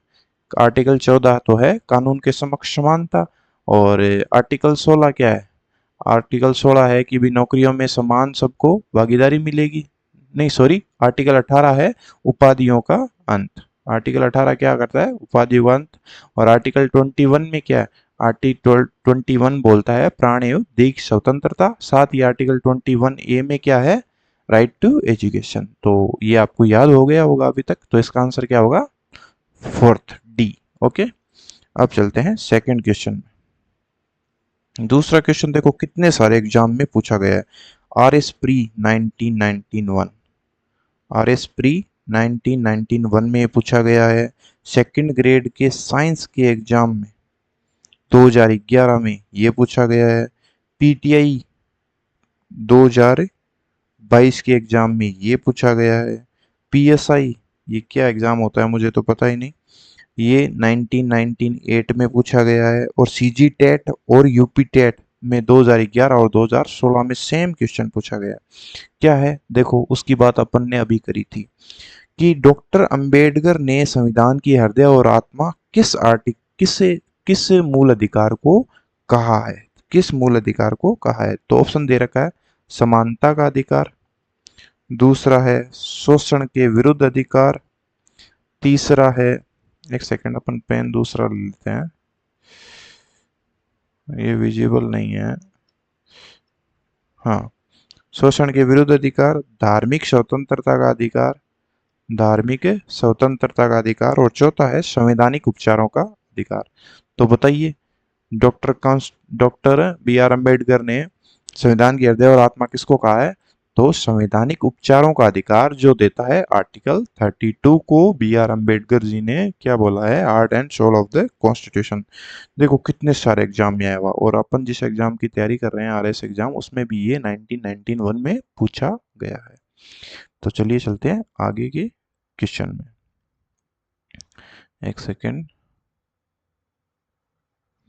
ठीक है, अब चलते हैं आगे। भारतीय संविधान में अनुच्छेद 32 में प्रदत्त मूल अधिकार कौन सा है? आपको कोई पूछ ले कि आर्टिकल 32 में जो आपको मूल अधिकार दिया गया है उसका नाम बताइए, तो बताइए क्या होगा? तो ऑप्शन दे रखा है समानता का अधिकार है क्या वो? दूसरा ऑप्शन दे रखा है स्वतंत्रता का अधिकार है क्या वो? नहीं है। तीसरा ऑप्शन दे रखा है शोषण के विरुद्ध अधिकार है क्या वो? नहीं है। चौथा क्या दे रखा है? संवैधानिक उपचारों का अधिकार, संवैधानिक उपचारों का अधिकार। तो यही आपका आंसर है। भारतीय संविधान में अनुच्छेद 32 में जो प्रदत्त मूल अधिकार है वो क्या है? संवैधानिक उपचारों का अधिकार है। ठीक है, अगर दूसरे आर्टिकल की बात करें तो समानता का अधिकार बताइए कहाँ से कहाँ तक दिया गया है? अपन ने काफी बातें करी थी इसके बारे में। ये है आर्टिकल 14 से 18 तक। ओके, उसके उसके बाद क्या है? स्वतंत्रता का अधिकार। ये कहाँ है? सॉरी, 14 से ये हो गया, हाँ 14 से 18 तक। उसके बाद स्वतंत्रता का अधिकार 19 से 22 तक। उसके बाद शोषण के विरुद्ध अधिकार आर्टिकल 23 और 24, और संवैधानिक उपचारों का अधिकार आर्टिकल 32। ठीक है, ये पूछा गया है हेडमास्टर एग्जाम 2018 में। ठीक है, अपने जो राजस्थान में हेडमास्टर के लिए एक एग्जाम होता है 2018 में, उसमें ये पूछा गया है। अब चलते हैं आगे। ये सेकंड ग्रेड के 2012 के टीचर एग्जाम में पूछा गया है। ये क्या है, भारतीय संविधान के भाग 3 को संविधान की अंतरात्मा कहा है। ठीक है, अब देखो बी आर अंबेडकर ने तो संविधान की अंतरात्मा या आत्मा किसको कहा, आर्टिकल 32 को। साथ ही आपको ये याद रखना है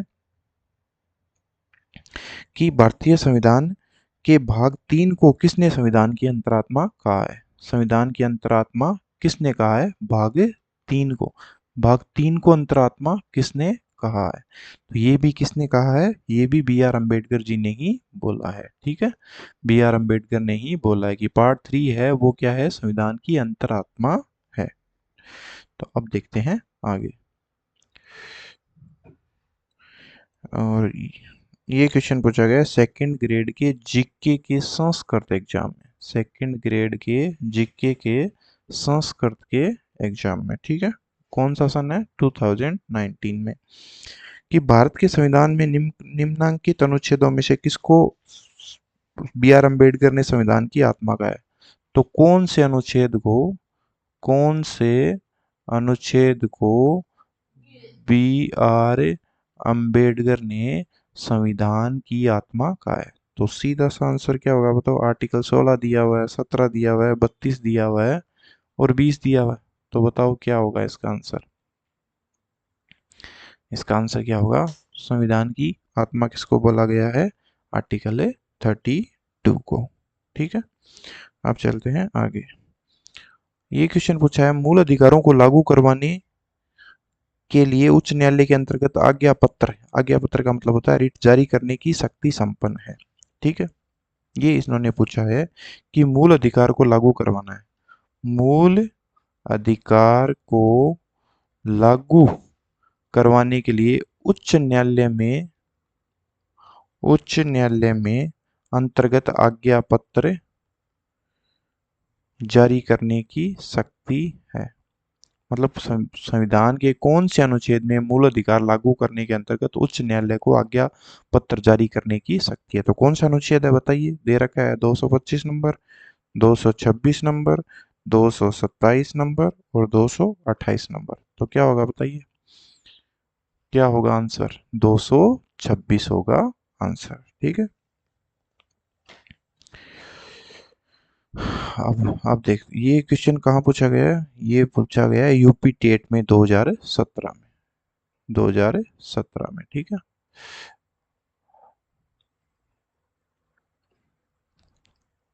एक सेकेंड।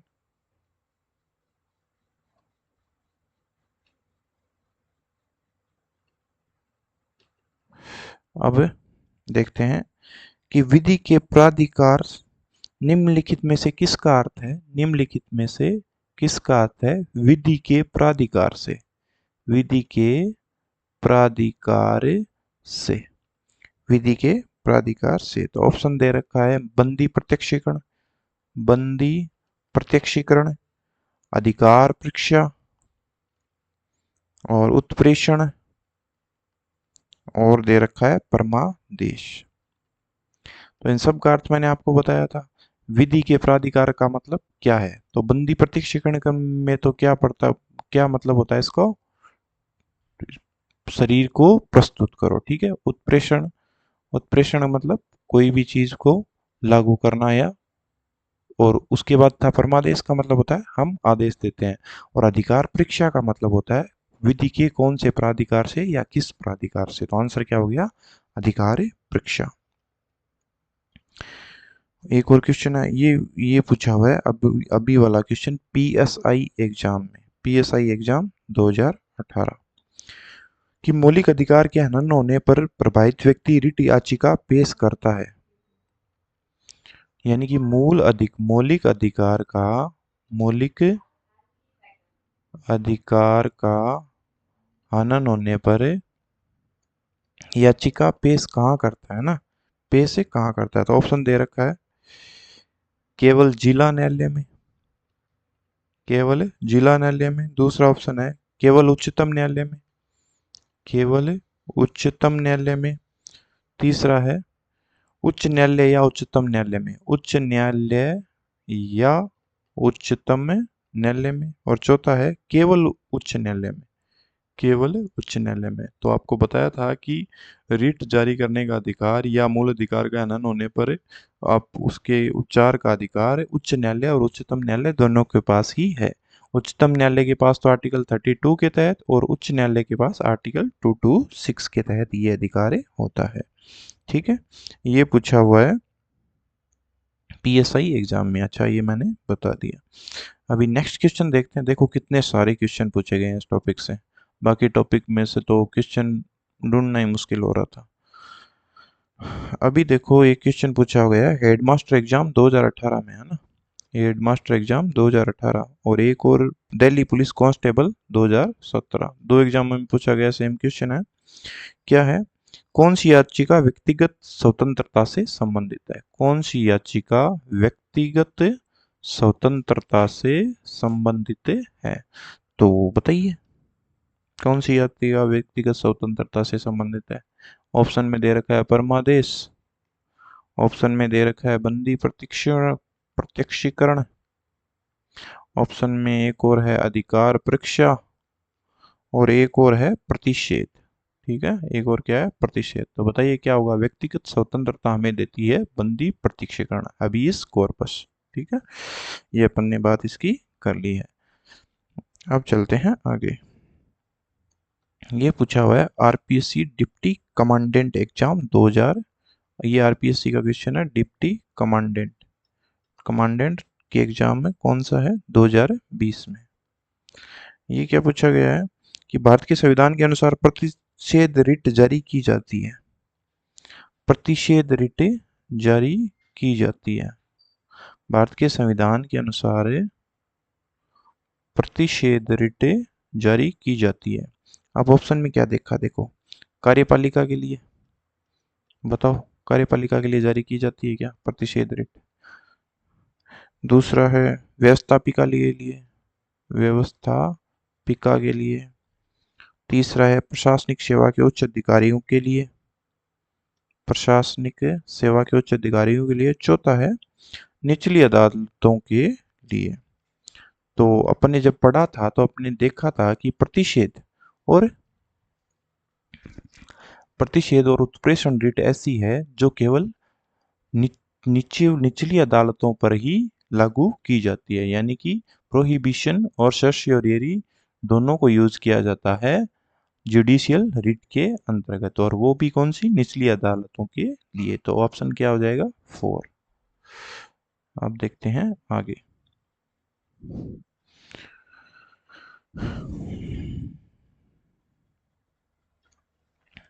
बस यही अपना, आगे क्वेश्चन नहीं है, इतने ही है। तो इस प्रकार हमारा ये टॉपिक मूल अधिकार में आर्टिकल 32 का कंप्लीट होता है। अगर आपको ये वीडियो पसंद आया है तो आप आरएस पाठशाला को ऐसे ही वीडियोस के लिए फॉलो कर सकते हैं ताकि आपकी तैयारी सुचारू रूप से चल सके। अगले वीडियो में मिलेंगे आर्टिकल 33 के साथ। तब तक के लिए जय हिंद, गुड बाय।